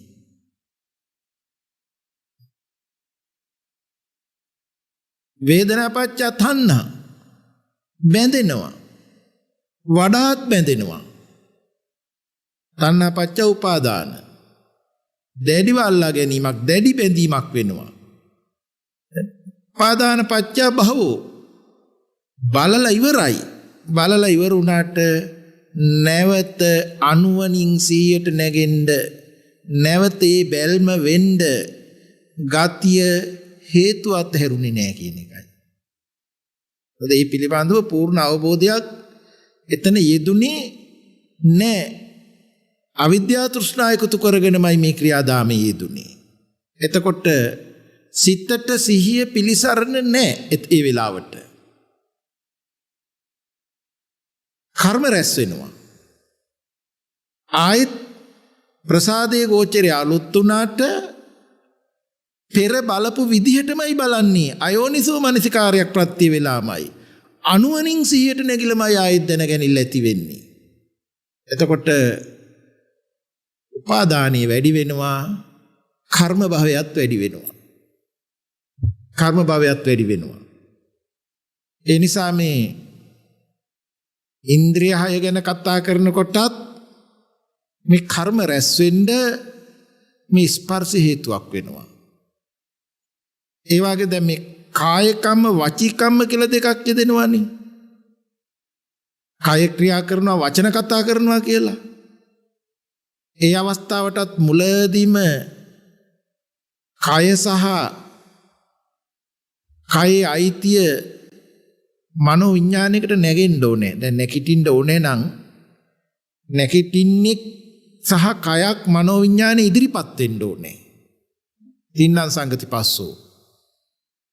ඊට පස්සේ තමයි චේතනාව යෙදිලා ක්‍රියාව යෙදෙන්නේ. මොකද මේ චේතනාවටත් ස්පර්ශයමයි හේතුව වෙන්නේ. වේදනාවට, සංඥාවට, සංස්කාරයන්ට, ඒතර ක්‍රියාවටත් මේ ස්පර්ශයමයි හේතුව වෙන්නේ. එනිසා කාය කම්ම වචී කම්ම වලදී සිතට සිහිය පිලිසරණ නොවුනොත් කර්ම රැස් වෙනවා. නිත්‍ය වූ මමක් ඉන්නවා, මම ක්‍රියා කරනවා කියන ආත්ම ගතිය වැඩෙනවා. පිළිසරණ වෙන්නේ නැහැ. ඒ නිසා ඉන්ද්‍රියං අසංවරයෙන් යුක්තව හොත් දේශනාවේ අපිට පෙන්නනවා නිරේගාමී වෙන කර්ම තියෙනවා. තිරිසම්පල උප්පත්ති ලබන කර්මයන් තියෙනවා. പ്രേත විශේෂ උපදින කර්ම තියෙනවා. ඒවා දුගතියට සිහිය පිලිසරණ නොවන තැනට පිලිසරණ වෙන තැනට පෙන්නනවා. මනුස්ස ලෝකෙට ඉපදෙන කර්ම තියෙනවා. දිව්‍ය ලෝකෙට ඉපදෙන කර්ම තියෙනවා. වඩාත් සති සම්පජාඤ්ඤයෙන් යුක්තව ප්‍රඥාවෙන් යුක්තව සිහිය පිලිසරණ වූහොත් තමයි අපි මේ ලෞකිකත්වයේ ඉක්මෝලා දුගතියකටත්පත් නොවි සුගතියකටවත් නොවි එතකොට අපි මාර්ගඵල නිර්වාණය ගැන කතා කරන්නේ. සිහිය ඒතන දක්වාම පිලිසරණ වෙනවා. නමුත් සිහිය පිලිසරණ නොවුනොත් අපට මේ සසර මේ පැවැත්මෙන් මිදෙන්න පුළුවන්කමක් වෙන්නේ නැහැ. සිතට සිහිය පිලිසරණ නොවුනොත් සසරමයි. ඒ නිසා මෙතන අපි තෝරගන්න ඕනේ භාග්‍යතුන් වහන්සේ වදාරනවා මෙතන සිතට සිහිය පිලිසරණයි කියන එක. අඩුතරමින් දුගතියකට නොයන්නත් සිතට සිහිය පිලිසරණ වෙලා තියෙනවා. කියන්නේ තමන්ටත් අනුන්ටත් අනර්ථයක් දුකක් නොවන අර්ථවත් වැඩ කරනකොට ජීවිතේ සිතට ඒ ලෞකික සිහිය පිළිසරණ වෙලා තියෙනවා. සිහිනුවණින් යුක්තව වැඩ කරනවා. එතකොට ඒක දුගතියකට නෙමෙයි සුගතියට. නමුත් මෙතනදී අපි වඩාත් මේ ආපු සූත්‍ර ධර්මයේ හැටියට විදර්ශනාවට බරව කතා කරනවා මේ සති සම්පජාඤ්ඤය කියන එක. එතකොට ප්‍රඥාවෙන් යුක්ත සිහිය සිතට පිළිසරණ වෙන හැටි. ඒ අපට උගන්වනවා සංයුක්ත නිකායේ සති සම්පජාඤ්ඤ සූත්‍රයේහි. මහණෙනි සති සම්පජාඤ්ඤය කියන්නේ එතකොට සිහි නුවණ ඇති. සිතට සිහිය විතරක් නෙමෙයි නුවණත් එකතු කොට පිළිසරණ වෙන හැටි. සති සම්පජාඤ්ඤය ඇති කල්ලි ලැජ්ජා බය ඇති වෙයි. හිරියොත් අපි ඇති වෙනවා පාපයට. ලැජ්ජා බය ඇති කල්ලි ඉන්ද්‍රිය සංවර වෙයි. ඉන්ද්‍රිය සංවරය ඇති කල්ලි සමාධිය ඇති වෙයි. සමාධිය ඇති කල්ලි යතහභූත ඥාන දර්ශනය වෙයි. ඇත්ත ඇති හැටි දර්ශනය වෙනවා. යතහභූත ඥාන දර්ශනය ඇති කල්ලි නිබ්බිදාව වෙයි. මේක උපාදානස්කන්ධයන් කෙරේ කලකිරිල්ල ඇති වෙනවා. උපාදානස්කන්ධේ පරිහරණයට මැලි වෙනවා. උපාදානස්කන්ධේ පරිහරණය නොවෙනවා. නිබ්බිදාව ඇති කල්ලි විරාගය වෙයි. රාගය නොවෙනවා. ආර්ය අෂ්ටාංග මාර්ගක්ෂණයට පත් කරවනවා. විරාගය ඇති කල්ලි විමුක්ති ඥාන දර්ශනය වෙයි. මේ විමුක්ති ඥාන දර්ශනය කියන්නේ අරිහත් ඵලය හා අරිහත් ඵලයට පත් වුණු ක්‍රමය ප්‍රතිවේක්ෂා ඥානයක් වෙනවා. නැවත විමසලා දකින්න පුළුවන්කමක් තියෙනවා. ඵලය හා ඒ පිළිබඳව ප්‍රතිවේක්ෂා ඥානය. භාග්‍යවතුන් වහන්සේකට උපමාවක් වදාරනවා. මහණෙනි අතුකොළ ඇති ගසක් වේ නම් එහි පොතු සිවිය ඵලයේ අතුකොළ ඇති ගතක් වෙනවා නම් ඒකේ මේ පොත්ත සිවිය ඵලයේ අරටුව වැඩිවීමට යනවා. එසේම සිහිය ඇති කල්ලි ලැජ්ජා බය සීලේ සමාධියේ යතහභූත ඥාන දර්ශනේ නිබ්බිදා විරාගයේ විමුක්ති ඥානයේ සම්පූර්ණ බවට යනවා. ඒතර අපිට පේනවා කොයිතරම් මේ සිතට සිහිය පිලිසරණ වෙනවද කියන කරුණ. එදිනෙදා ලෝකයේ හා බැඳුණු කටයුතු වලදීත් එතකොට අපි කතා කරුවා සිතට සිහිය පිලිසරණ වෙන බව. ඒ වගේම දුගතියකටපත් වෙන්නේ නැතුව සුගතිගාමි වෙන තැනටත් සිතට සිහිය පිලිසරණ වෙනවා. ඊට සති සම්පජාඤ්ඤයෙන් යුක්තව ප්‍රඥාවත් එන් යුක්තව සිහියක් සිතට එකතු වුවහොත් ලෞකිකත්වය ඉක්මෝලා ලෝකෝත්තරේ දක්වාම සම්‍යක් ප්‍රඥාවෙන් යුක්ත සිහිය සිතට පිලිසරණ වෙනවා. ඒ නිසා ප්‍රඥාවේ යුත් සිහිය නිසා තමයි මේ ඉන්ද්‍රිය සංවරය ඇති වෙන්නේ. එතකොට ඒ ගැන ඒ කතා කරන්නේ ලෞකිකත්වයේ සංවරයක් ගැන නෙමෙයි ලෝකෝත්තර ධර්මයේ සංවර වීමක් ගැනයි.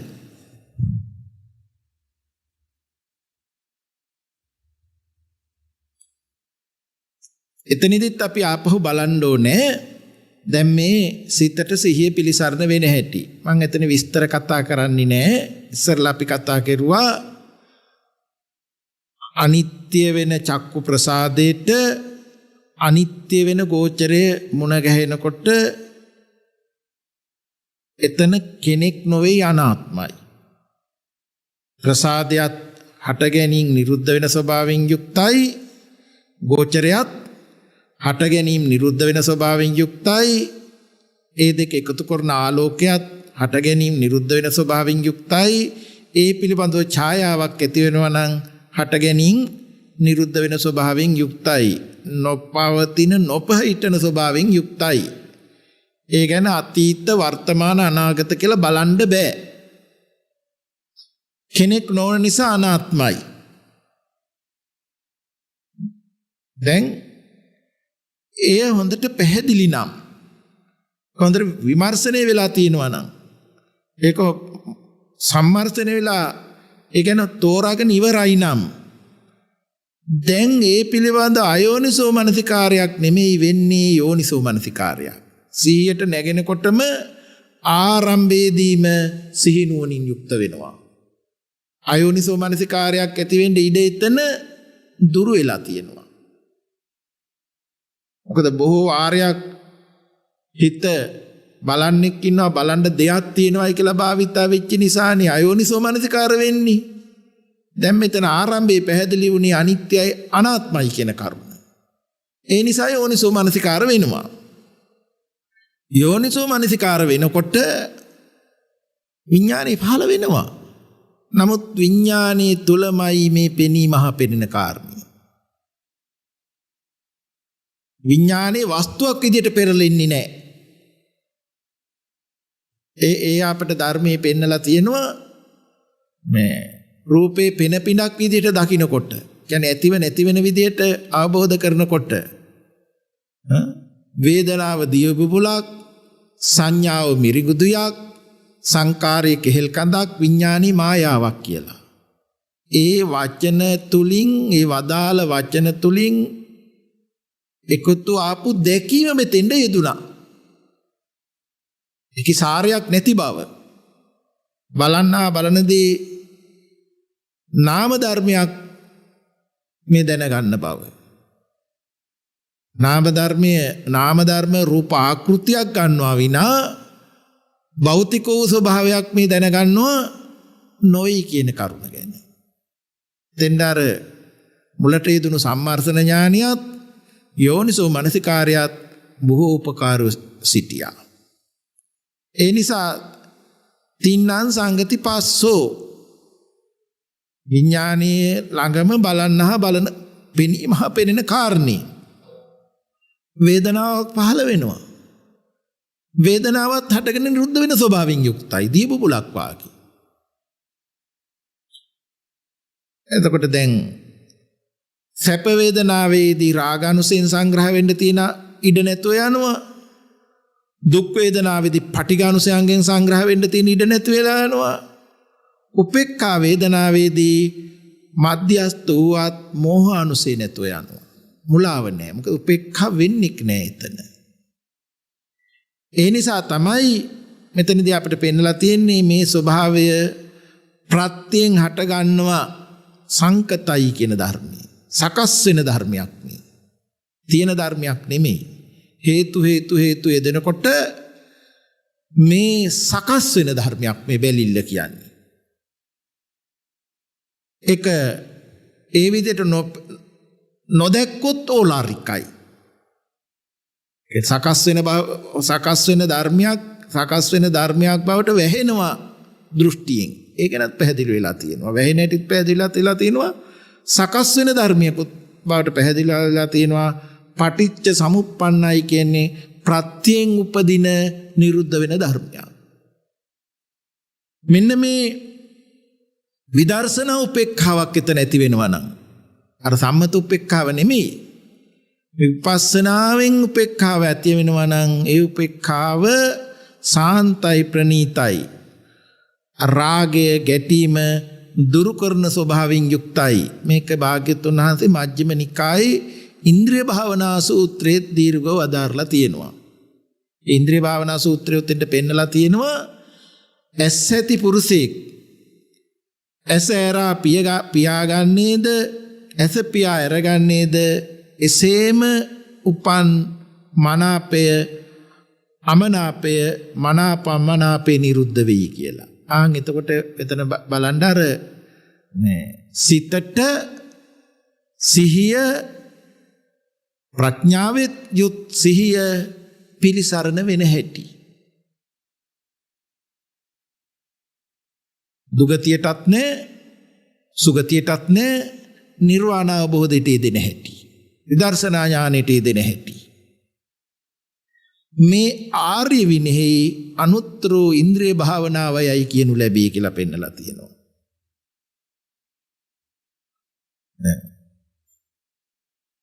සෝතංච පටිච්ච සද්දේච උප්පජ්ජති සෝත විඥානං කියන තැන බලන්න. අපි මුලින් පැහැදිලි කළා මේ කම්පන ඇති වෙනවා. කම්පන කියන්නේ සතර මහා ධාතුවේ හට ගන්නවා නිරුද්ධ වෙනවා. ඒ කම්පන වලට අතීත අනාගත දෙකක් කියන්න බෑ. වර්තමානෙවත් පෙන්වන්න බෑ. මොකද හට ගැනීම තුළමයි නිරුද්ධ වීම. මේ අවකාශ ධාතුව තුල කම්පන ඇති වෙලා නිරුද්ධ වුණාට ඒවා ශබ්දයක් නෙමෙයි. ශබ්දය වෙන්න තවත් දැන ගැනීම ඇති වෙන්න තව හේතු යෙදෙන්න ඕනේ නේ. අවකාශය ශබ්ද කම්පන ඇති වෙලා නැති වෙනවා. නැති වෙන කම්පනයට අනුරූප කම්පනයක් ඇති වෙනවා. ඒ ඇති වෙලත් නැති වෙනවා. සද්දේ ඉඳන් මෙහාට ආවේ නැහැ. ශබ්ද කම්පන ඇති වෙනවා නැතිවීම නිසා නැවත කම්පනයක් ඇති වෙනවා. මොකද හට ගන්න එකක් නැසෙන්නේ නැවත හටගන්න හැකියාවක් නොත් හේතුවක් යෙදිලයි. අන්න එතන තමයි රූප ධර්මයේ හටගන්න හේතුව. ඒක නැසෙනකොට නැවත අනුතුරු කම්පනය ඇති වෙන්න හේතුවක් යෙදෙනවා. එහෙනම් සෝත ප්‍රසාදේ ළඟම තියෙන ශබ්ද කම්පනය තමයි සෝත ප්‍රසාදයට හැපුනේ. අවකාශය උදව් කරගෙන. සෝත ප්‍රසාදයක් ඇතිව නැති වෙනවා. අපි ඒක දීර්ඝ විස්තරයකින් මුලට පැහැදිලි කරලා අවසන් වුණා. ආයු නිසා උස්නේ, උස්නේ නිසා ආයුෂය, මේ ඉන්ද්‍රිය පැවතෙනවා කියලා. ඒ ධර්ම කොටස උතෙන් එකතු කරගන්න ඕනේ. දැන් ඒ සෝත ප්‍රසාදයක් කම්පනයක් ඇතිව නැති වුණා, අනිත්‍යයි අනාත්මයි. ආයෙ ගැන නම් කරන්නවත් බෑ. කාලයක් දෙන්නත් බෑ. ඒ අරඹය යෝනිසෝ මනසිකාරයකින් දැනගන්නකොට, සිහිනුවණකින් සිහි වෙලා දැනගන්නකොට සෝත විඥානේ එහිමත් ඇහෙන කාරණයක් විඥානීමයි. එතන පැහැදිලි වෙන්න ඕනේ ඒ විඥානේ පහළ වෙන්න රූප ධර්මයේ යම් උදව්වක් දෙනවා. නමුත් රූපේ හිත සිතුවිලිවත් හිතවත් නෙමෙයි. දැන් මල සිරුරක සිතුවිලි හිතක් පහළ වෙන්නේ නැහෙනි. ප්‍රසාදයක් අක්‍රියයි. ගෝචරයේ ගැටුණට කම්පණය වෙන්නේ. ආයු ගෙවිලා. උණුසුම නැහැ. ඒ කියන්නේ අර ආයුස්මාච විඥානං යදා කායං යහන්තිමං අපවිද්දෝ තදාසේති පරබත්තං අචේතයන් කියලා දේශනාවේ සඳහන් වෙලා තියෙන්නේ. ආයුෂයත් උස්නියත් විඥානියත් අතහැරෙනකොට කෘමි ගණයාට බත්ව මේ සිරුර හොවි කියලා. ඒ නිසා මේක උස්නිය ඇතිතාක් ප්‍රසාදයන්ට ගෝචරයේ ගැටෙනකොට යම් කම්පනයක් වෙනවා, රූප ධර්මයේ හේතුවක් වෙනවා. ඒ වගේම තමයි මේ ආස්වාස වාතයත් ලේ ධාතුවේ සංයෝගයත් රූප ධර්මයක්. ඒකේ ධාතුව කියන්නේ ඒක ශක්තිය වෙන්න ඕනේ. අර භාවිතා වෙච්ච ආකාරයේ සිහි වෙලා දැන ගැනීම වෙන්න. ආමානෙන් හිතන්න උදාහරණයක් කිව්වොත් දැන් මේ පරිගණකයකට විදුලිය ලැබෙන්න ඕනේ දත්ත භාවිතා වෙන්න. පරිගණකයේ විදුලිය අලුත් වෙන්න ඕනේ භාවිතා වෙච්ච ආකාරයේ සිහියට මේ ක්‍රියා වෙන්න. මේ පරිගණකයේ භෞතික දෙයක්. ඒක නිස්පාදනයක්. ඒ වාගේ නෙමෙයි මෙතන කර්මයෙන් හටගත්ත දෙයක්. මොකද පරිගණකය මේ සත්‍ය ඇති කෙරුවා නෙමෙයි.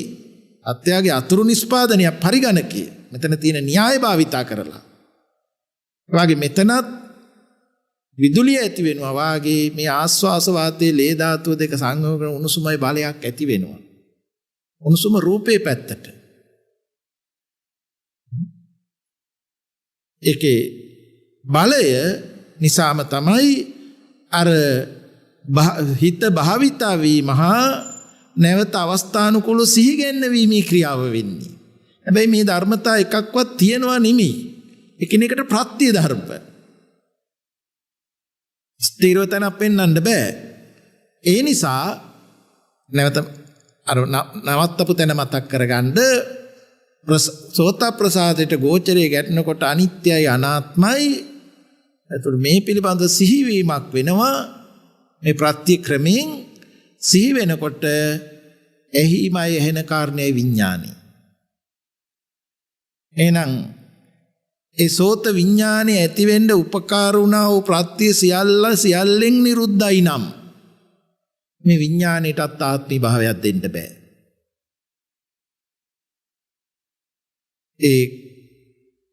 එහිම එහෙන කාරණේ විඥානය කියන කරුණු තුනේ එකතුව විඥානයේ තුල නම් ඒ කරුණු තුනම එහිමයි එහෙන කාරණේයි විඥානය. ඒකට එතනත් අනාත්මයි. හටගෙන නිරුද්ධ වෙන ස්වභාවයෙන් යුක්තයි.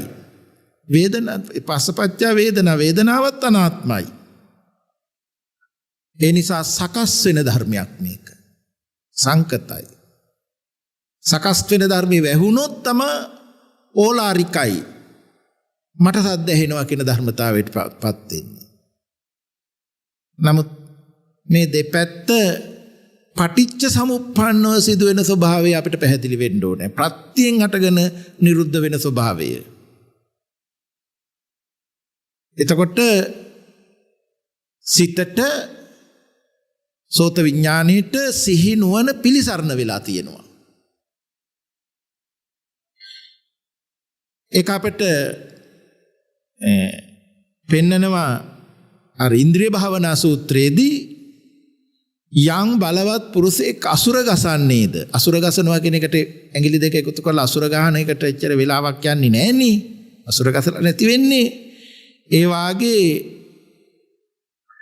දැන් යම් ශබ්ද දැන ගැනීමක් ඇති වෙන මොහොතට අර සිහිනුවණින් යුක්ත නම් උපන් මනාපය හෝ අමනාපය හෝ මනාපමනාපය වහාම නිරුද්ධ වී විදර්ශනා උපේක්ඛාව පිහිටා සිටී කියලා. ඒ தത്വෙට මේක මේ සම්මර්ෂණ ඥානයේ ඉඳන් ඒ සිහි නුවණ යෙදෙන තැනටම ඒක භාවිතා කළ යුතු ධර්මයක්. භාවිතාය බහුලීකතාය කියලානේ දේශනාවේ පෙන්නන්නේ. භාවිතා කරන්න බොහෝ කොට භාවිතා කරන්න කියලා. ඊළඟට අපි ගාහන ඉන්ද්‍රිය ගැන බලනවා. ගාහනංච පටිච්ච ගන්ධේච උප්පජ්ජති ගාන විඥානං. ගන්ධ කලාපේ කියන්නේත් එතකොට ඇති ධර්මයක් නෙමෙයි, හටගෙන නිරුද්ධ වෙන ධර්මයක්. නාසය ප්‍රසාදයත් හටගෙන නිරුද්ධ වෙන ධර්මයක්. ඒක තල්ලු කරපු වායෝ ධාතුවත් හටගෙන නිරුද්ධ වෙන ධර්මයක්. අනිත්‍යයි අනාත්මයි. ඒ ගැන පැහැදිලිකම නිසා යෝනිසෝ මනසිකාරය වෙනවා. සිහිනුවණින් යුක්තවයි මෙනෙහි වෙන්නේ. එහෙනම් ගඳ සුවඳ ගන්නව ප්‍රධානත්වයයි ගඳ සුවඳයි විඥානයේ අවස්ථා තුනේ එකේ. ඒ ගාන විඥානයේ ඇති වෙන්න උපකාර වුණා වූ හේතු අනාත්ම නම් තනක් දිය නොහැකි නම් ගාන විඥානයත් අනාත්මයි. නම් තින්නම් සංගති පස්සෝ කරුණු තුනේ එකතුවත්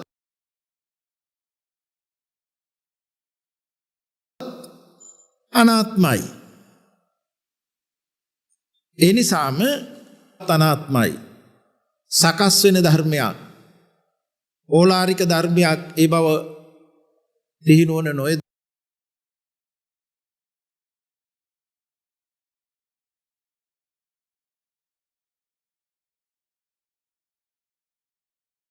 දුනොත් සකස් වෙන ධර්මයක් බවට තේරෙනකොට නිරුද්ධ වෙන ධර්මයක් බවට මේ පටිච්ච සමුප්පන්නයි ප්‍රත්‍යයෙන් හටගෙන නිරුද්ධ වෙනවා කියලා පැහැදිලි වෙනවා.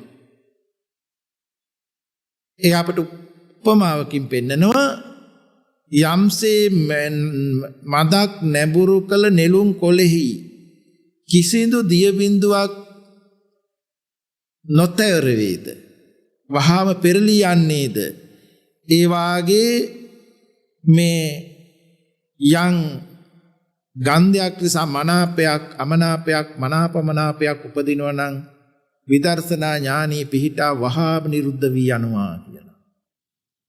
එවැනි සිහි නුවණක් මේ ගන්ධයන්ගේදී යෙදෙන්න ඕනේ. සිහි නුවණින් එනකොට එහෙම ගන්ධයන්දී යෙදෙන්න ඕනේ. දැන් සාමාන්‍ය විසින් අපිට හිතේ මොකක් හරි දුඟ දත් දැනෙනවා.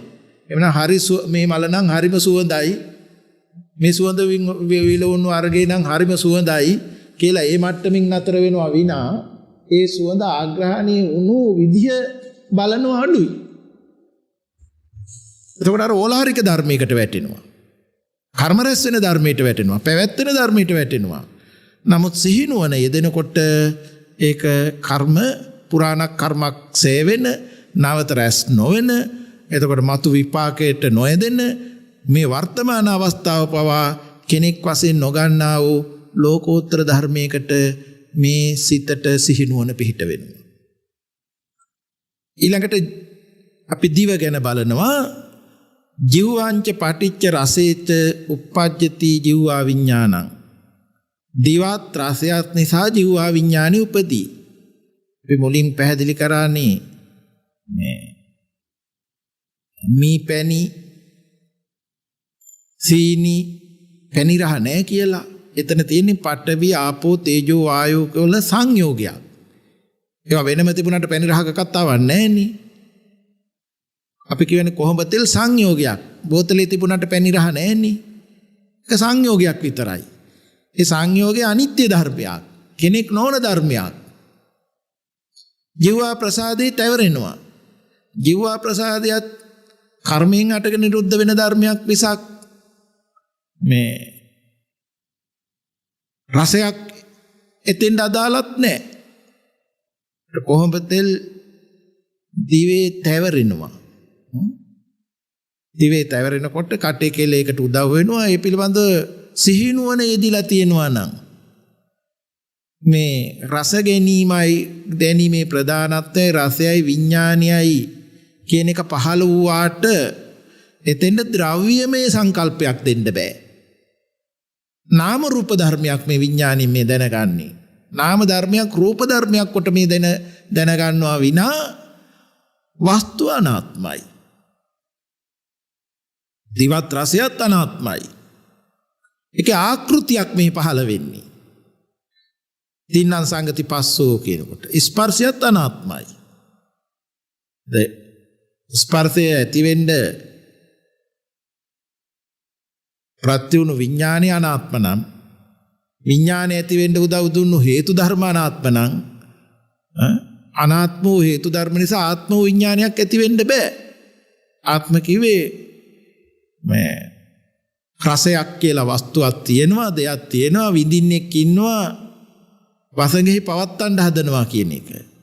නමුත් සංයෝගයේ වෙනස ඇටියට පැණි රස තිත්ත දැනෙනවා. ඒ පසපච්ච වේදනා වෙනවා. වින්දනය වුණාට මේ වින්දනය කරන්නයි මෙතන නැති වෙලා ගිහින් තියෙන්නේ. වේදනාව අනාත්මයි. ප්‍රත්‍යයෙන් හටගෙන නිරුද්ධ වෙන ධර්මයක්. ඒ නිසා මොකද වෙන්නේ? අර තණ්හා උපාදාන භව කියන කොටස යන්නේ නැහැ. පුරාණ රැවටිල්ල සය වෙනවා, අලුතින් රැවටිල්ල තහවුරු නොවෙනවා. එතෙන්ටත් අර යොදා ගන්න ඕනේ සකස් වෙන ධර්මයක්, ඒ වගේම පටිච්චසමුප්පන්න ධර්මයක් කියන එක. ඒක අපිට ඉන්ද්‍රිය භාවනා සූත්‍රයේදී පෙන්වන්නේ බලවත් පුරුෂයෙක් දීවාග කෙලපිඩක් රැස්කොට නිදුකින් නගන්නේද කෙලපිඩක් ගහන්නේ. ඒකට එච්චර වෙලාවක් කාලයක් ගත වෙන්නේ නැහනේ. අන්නේ වාගේ රසය පිළිබඳව ජීවා විඥානය පිළිබඳව උපන් මනාපය අමනාපය මනාපමනාපය වහාම නිරුද්ධ වෙනවා, විදර්ශනා උපේක්ඛාව පිහිටා සිටිනවා කියලා. ඊළඟ අපි බලනවා කය ගැන. කායංච පටිච්ච පොට්ටබ්බේච උප්පජ්ජති කාය විඥානං. කයත් ස්පර්ශ රූපයක් නිසා කාය විඥානෙ උපදී. අපි පැහැදිලි කළා කාය ප්‍රසාදයට කයට වඩා රළු දෙයක්, ප්‍රසාදයට වඩා රළු දෙයක් හැපෙනවා කියලා. අපි මෙහෙම හිතන්න, මේ මහ පොළව කයේ හැපිලා තියෙනවා. කය දන්නේ නැහැ මහ පොළව හැපිලා තියෙනවා කියලා. මහ පොළව දන්නේ නැහැ කයේ හැපිලා තියෙනවා කියලා. මේ මහ පොළවත් කයත් වෙනත් වස්තු දෙකක් විදිහට අපි හිතුවට, කය කියන්නේ පඨවි ධාතු, ආපෝ ධාතු, තේජෝ ධාතු, වායෝ ධාතු කියන ධාතු හතරෙන් හටගත් දෙයක්. තද කරන ස්වභාවයත්, වැగిරෙන ස්වභාවයත්, ගලන ස්වභාවයත්, වායුමය ස්වභාවයත් කියන හතරෙන් හටගෙන නිරුද්ධ වෙන ධර්මයක්. මහ පොළොව කියන්නේ පඨවි ධාතු, ආපෝ ධාතු, තේජෝ ධාතු, වායෝ ධාතු කියන සතරමා ධාතුවෙන් හටගෙන නිරුද්ධ වෙන ධර්මයක්. ඇතැම් විටක මහ පොළොව නැසෙනකොට සංයෝගය වෙනස් වෙලා කය හැදෙනවා නේද? ඒ මහ පොළොවේ තියෙන දේවල් නැසිලානේ ගෙඩි මල් පළතුරු එම හටගන්නේ. ඒ දේවල් ආහාර කොට ගන්නකොට ඒ දේ නැසිලා තමයි කේස් ලෝම නියදත් සම්මස්නහර හටගන්නේ. කේස් ලෝම නියදත් සම්මස්නහර නැසිලා තමයි නැවත මහ පොළොව හටගන්නේ. එකක් නැසෙනකොට එකක් ඇති වෙනවා. ඒක නැසෙනකොට තව එකක් ඇති වෙනවා. අතීතයෙන් එන්නේ අතීතයට පහු වෙන්නෙත් නෑ, අනාගතයට යන්නෙත් නෑ. හටගන්න තැනම එතන නැසෙනවා, කාලයක් දෙන්නත් බෑ. මේ හැපෙන ස්වභාවයේ හැටියට එහෙමයි. අනිත්‍යයි අනාත්මයි. නමුත් මහ පොළොව උඩ වාඩි වෙලා ඉන්නවා කියන්නේ විඥානීය දැන ගැනීමයි. අනිත්‍ය අනාත්මය හොඳට වැඩිලා තියෙනවා නම් රූප ධර්මෙන් පටන් ගත්තී.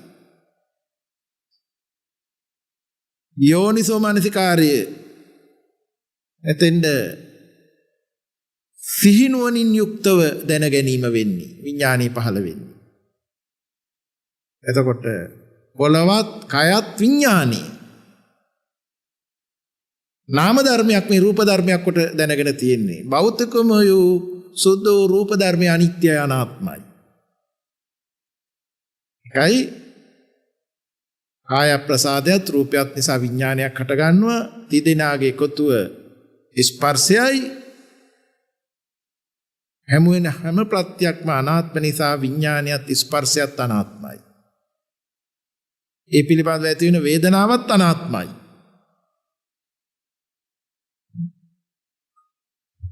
මම මහ පොළොව උඩ වාඩි වෙලා ඉන්නවා කියලා තරම අරගෙන ඉන්න ගතිය එතන පහවි යනවා.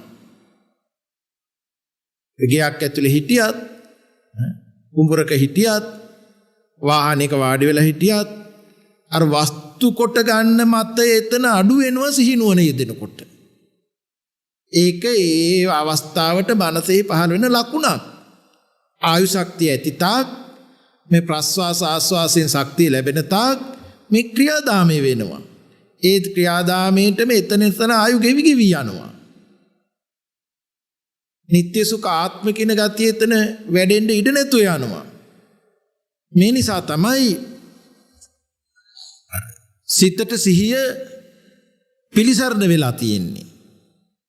ඒ නිසා ඒ එදිනෙදා කය ක්‍රියා කරනකොට පවා, කාය ප්‍රසාදයට යමක් හැපෙනකොට පවා මනාප උපදිනවා, අමනාප උපදිනවා, මනාප අමනාප උපදිනවා.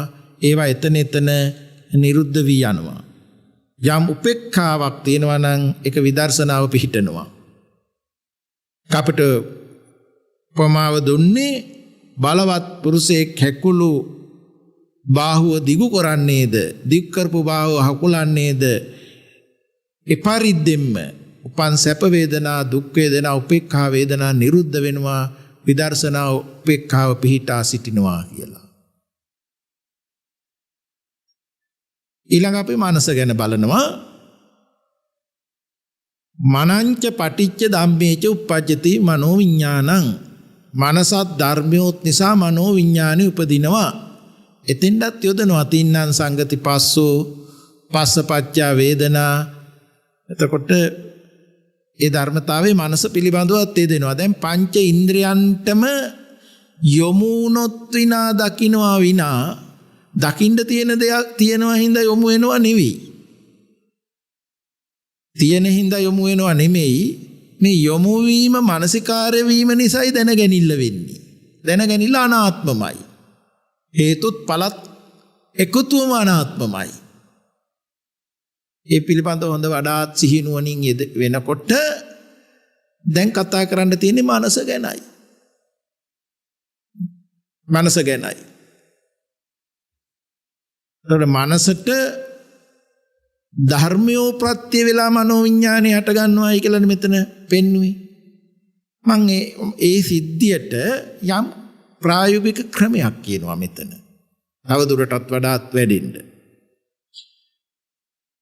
විවේකීව නිදහසේ ආස්වාස ප්‍රස්වාස වාතයට සිහිය පිහිටවනවා. ඔන්න රූප ධර්මයෙන් පටන් ගත්තී. ආස්වාස රැල්ල ප්‍රසාදේ වදිනවා. නාසය කියන ප්‍රසාදේ වදිනවා. දැන් පැහැදිලි වෙලා තියෙනවානේ කයත් ගෝචරයත් අනිත්‍යයි අනාත්මයි කියලා. ඒ නිසා යම් දැනගැනීමක් වෙනවා නම්, කාය විඥානයක් වෙනවා නම්, කාය විඥානයත් උතන අනාත්මයි. ඒ කාය විඥාණයට යම් ස්පර්ශය දැනගැනීමේ ප්‍රධානත්වයෙන් යම් ස්පර්ශය ආකාරයක් දැනගන්නවා නම් ඒකත් අනාත්මයි. ඒක තමයි ඕලාරිකව කියන්නේ ආස්වාස දැනගැනීම මුලින් නෑ පස්සෙත් නැහැ කියලා. මුල ආස්වාස කතාවක් නෑ. ආස්වාස උනාට පස්සේ ආස්වාස කතාවකුත් නෑනේ. ආස්වාස මොහොත අනාත්මයි. නැතෝ ඇත දෙකෙන් තොරයි. ආරම්භේ රළුව භාවිතා කරන්නේ ටිකක් ඕලාරිකව. නමුත් මේක සියුම් වෙනවා. මුලින් පැහැදිලි කරුවා ධර්ම පෙළෙන් ආස්වාසේ ප්‍රස්වාස වෙනවා නෙවෙයි කියලා. ආස්වාසේ නැති වෙලා උණුසුම සීතල එකතුව අලුතින් වාතයෙන් ක්‍රියා වෙලා නැසෙනවා කියලා පැහැදිලි කරුවානේ. ආස්වාසේ නිරුද්ධ බවට සාධකේ ප්‍රඥාට එකතු කරලා දුන්නේ. ප්‍රස්වාසය අලුතින් කාය ප්‍රසාදේ නාසිකාග්‍රය හැපෙනකොට ප්‍රසාදයේ ගෝචරය හැපිලා එතන අනාත්මයි. ඒ නිසාම ප්‍රස්වාස වෙනවා කියන දැන ගැනීමත් අනාත්මයිනේ. මේ සිහිනුවණින් යුක්තව ආස්වාසය නිරුද්ධයි ප්‍රස්වාසය නිරුද්ධයි කියනකොට රූප වේදනා සංඥා සංකාර විඥාන කියන ස්කන්ධ පංචකයම උතන ඇතිව නැති වෙනවා. කාය විඥානයේ ආරම්භය. ප්‍රස්වාස වෙනකොටත් ස්කන්ධ පංචකයම ඇතිව නැති වෙන බවටයි දැකීම. නමුත් ආස්වාස වෙනවා ප්‍රස්වාස වෙනවා කියලා මනෝද්වාරිකව ඇතිවෙන අරමුණකුත් එකතුවනේ උතන යෙදෙන්නේ. ක්‍රමෙන් මේ සිහිනුවන එකඟ වෙන්න ඒ හැපෙන කොටස දැනීම අඩු වෙලා යනවා. සංසිඳී යනවා. දැන් පංච ඉන්ද්‍රයන්ටම යොමු වෙලා නැහැ. දැන් ඒ සිහිනුවන යෙදිලා තියෙන්නේ මනෝද්වාරිකවයි. මනස කියන්නේ භාවිතා වෙන සිහි වෙන කර්මයෙන් හටගත් හැකියාවක්. ඒ හැකියාවට දැන් ලැබිලා තියෙනවා මේ ඇතිව නැතිවීම ගැන බලන්න.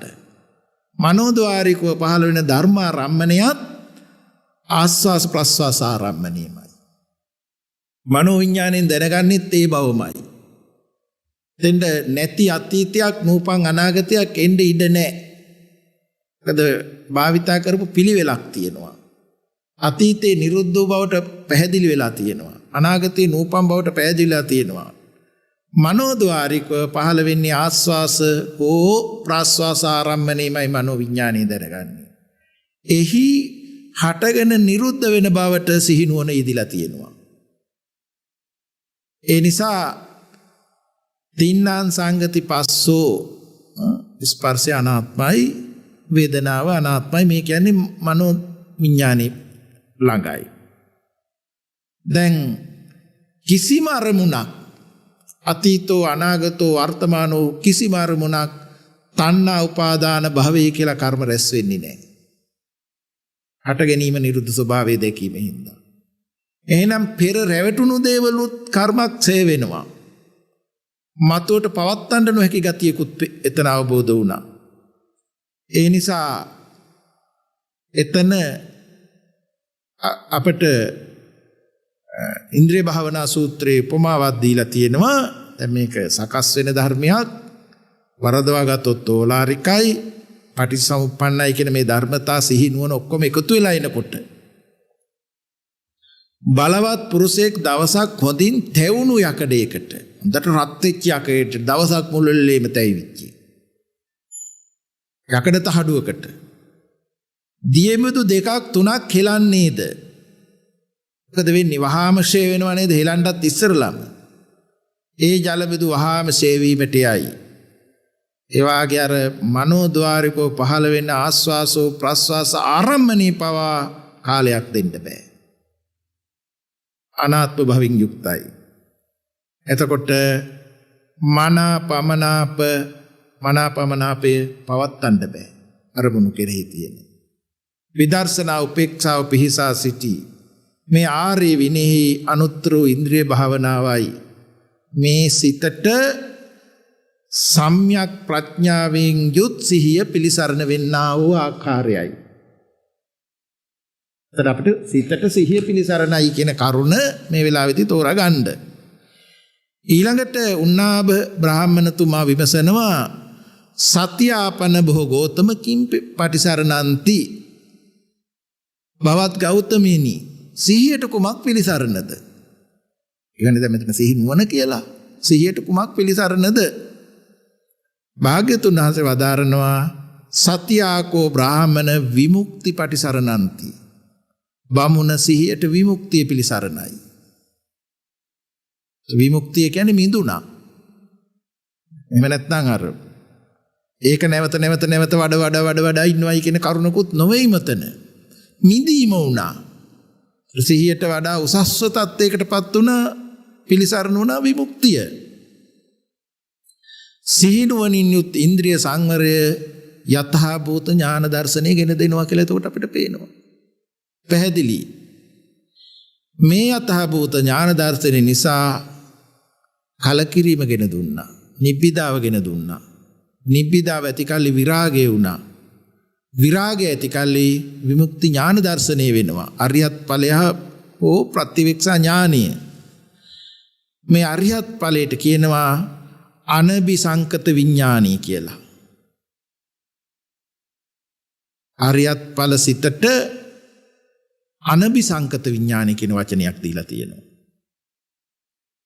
විමුක්තියයි පිළිසරණ උනේ. බ්‍රාහ්මණතමේ විමසනවා විමුක්තිය ආපන භෝගෝතම කිම් පටිසරණන්ති බවත් ගෞතමිනි විමුක්තියට කුමක් පිළිසරණද? භාග්‍යතුන් වහන්සේ වදාරන්නේ විමුක්තියාකෝ බ්‍රාහ්මණ නිබ්බානම් පටිසරණන්ති. බමුණ විමුක්තියට නිවන පිළිසරණයි. කොට මේ නිර්වාණ අවබෝධයෙන් කතාව අවසන් වෙන්න ඕනේ නේ. නමුත් මේ උන්නාභ බ්‍රාහ්මණතුමා නැවත ප්‍රශ්නයක් අහනවා නිබ්බානපන භෝගෝතම කිම් පටිසරණන්ති බවත් ගෞතමිනි නිවනට කුමක් පිළිසරණද? භාග්‍යතුන් වහන්සේ වදාරී බමුණ ප්‍රශ්නය ඉක්මවා ගියේහිය. ප්‍රශ්නේ කෙලවරක් ගැනීමකට නොහැකිය. එතකොට ආයේ නැවත ආයේ පටිච්චිත විඥානයක් වෙනවනේ. ආයේ විඥානය පිහිටවන්න හදනවා ඉන් එහාට බැලුවොත් එහෙම. ඒ නිසා සංකත තත්ත්වයකට එනවා. ඒ නිසා ප්‍රශ්නේ කෙලවර ගැනීමට නොහැකි විය කියලා භාග්‍යතුන් වහන්සේ වදාරනවා. බමුණ නිවනට ඇතුළත් නිවන පිහිට කොට ඇති. නිවන කෙලවර කොට ඇති. බඹසර වෙසින්නේ ඇයි වදාලා මේ ආර්ය අෂ්ටාංග මාර්ගය සම්පූර්ණයි එතකොට. සෝවාන්, සකදාගාමි, අනාගාමි, අරිහත්. වින්තුන්ගේ අනිකුත් ධර්ම දේශනාවලින් එතන එකතු කරගන්න සෝවාන් ඵලයට නම් සක්කාය දිට්ඨි විචිකිච්ඡා සීලබ්බත පරාමාස පහ වුණාට කාමරාග ව්‍යාපාදයන් පහ වුණා නෙමෙයි. සකදාගාමී වෙනකොට නැවත කාමරාග ව්‍යාපාදයන් තුනී වෙනවා. අනාගාමී වෙනකොට කාමරාග ව්‍යාපාදයන් නැවත නූපදින අන්දමකට සේ වුණා. රහත් ඵලයටපත් වෙනකොට රූප රාග, අරූප රාග, මාන උද්දච්ච විද්‍යාව දුරු වෙන්න ඕනේ. අනුස ධර්ම ගැන කතා කරනකොටත් සෝතාපට්ටි ඵලයටපත් වෙනකොට දිට්ඨි අනුසයයි, සක්කාය දිට්ඨියක් ඇති කරන්නා වූ ගතියයි, විචිකිච්ඡාවයි දුරු වුණා. සැකය. නමුත් උපාදානස්කන්ධය පහළ වෙනවා. දිට්ඨිය නෑ. සක්කාය දිට්ඨිය නෑ. සක්කාය පහළ වෙන උපාදානස්කන්ධය. නැවත නැවතත් මේ හේතුඵල ධර්මයේ වැඩිමෙන් රාගානුසය, පටිඝානුසය තුනී වෙනවා. සකදාගාමී වෙනවා. සකදාගාමී වුණාට පස්සේ රාගානුසය, පටිඝානුසය නැවත නූපදිනා වූ ආකාරයට පහ වෙලා අනාගාමී ඵලයටපත් වෙනවා. අනාගාමී තත්ත්වයේ සිට භව රාගානුසය, මානානුසය, අවිද්‍යානුසය පහ වෙලා රහත් ඵලයටපත් වෙනවා. තර නිවන පිහිට කොට තියෙනවා. විමුක්තියට නිවන පිළිසරණයි. ඊට පස්සේ උන්නාභ බ්‍රාහ්මණතුමා භාග්‍යතුන් වහන්සේගේ දේශනාව පිළි අරගෙන ඒ දේශනාව කෙරෙහි සතුටු වෙලා අනුමෝදනන්ව වාඩි වෙලා හිටපු ආසනේ නැගිටලා භාග්‍යතුන් වහන්සේට වන්දනා කරලා පැදකුණු කරලා එතනින් පිටත් වෙලා ගියා. භාග්‍යතුන් වහන්සේ වදාරනවා වික්ෂුන් වහන්සේලාට නිවසක නැගෙනහිර කවුළු වලින් එන හිරු රැස් උදා වෙන විට හිරු රැස් කොහේ පවතීද කියලා. නැගෙනහිර කවුළුවෙන් හිරු උදා වෙගෙන එනකොට නැගෙනහිර කවුළුවකට වැටෙන හිරු රැස් කොහටද වැටෙන්නේ කියලා අහනවා. වහන්ස බටහිර බිත්තියෙහිය. එමෙන්ම උන්නාබ බ්‍රාහ්මණ බමුණාට තථාගතයන්න් වහන්සේගේ ශ්‍රද්ධාව ඇතුළට පිවිසිනි. එම ශ්‍රද්ධාව මහණෙකු විසින්නෝ බමුණෙකු විසින්නෝ දෙවියෙකු විසින්නෝ මාරකු විසින්නෝ බඹකු විසින්නෝ ලෝ කිසිවෙකු විසින්නෝ වෙනසිය නොහැකිය. ඉදින් උන්නාබ බ්‍රාහ්මණු දැන් කලුරිය කරන්නේ නම් යම් සංයෝජනයකින් යුක්තව මෙලවට නොපමිණෙන්නේය.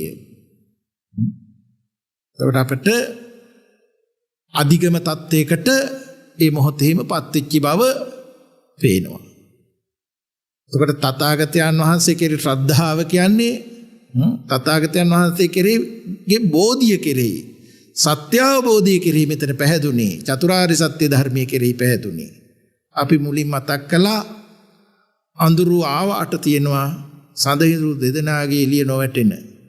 චතුරාර්ය සත්‍ය ධර්මයේ නොදක්නා වූ ජීවිතය තුල ජාතිය ජරාව ව්‍යාධිය මරණය කියන අතිශයින් අඳුර මම කොට පිළි අරගෙන ඉන්නවා නම් අඳුරේ ඉන්නේ.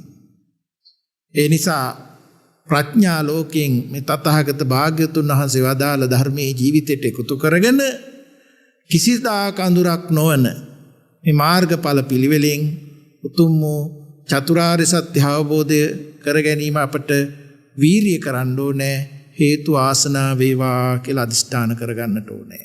ආකාසට්ඨා ච බුම්මට්ඨා දේවා නාග මහිද්దికා පුඤ්ඤන්තං අනුමෝදිත්වා චිරන් රක්ඛන්තු ලෝක සාසනං. ආකාසට්ඨා ච බුම්මට්ඨා දේවා නාග මහිද්దికා පුඤ්ඤන්තං අනුමෝදිත්වා චිරන් රක්ඛන්තු දේශනං. ආකාසට්ඨා ච බුම්මට්ඨා දේවා නාග මහිද්దికා පුඤ්ඤන්තං අනුමෝදිත්වා චිරන් රක්ඛන්තුං සදා. සියලු දෙනාටම උතුම් වූ නිවනින් සැනසීම වේවා. සම්මා සම්බුදු සරණයි. මෝහක්ඛයෝ නිබ්බානං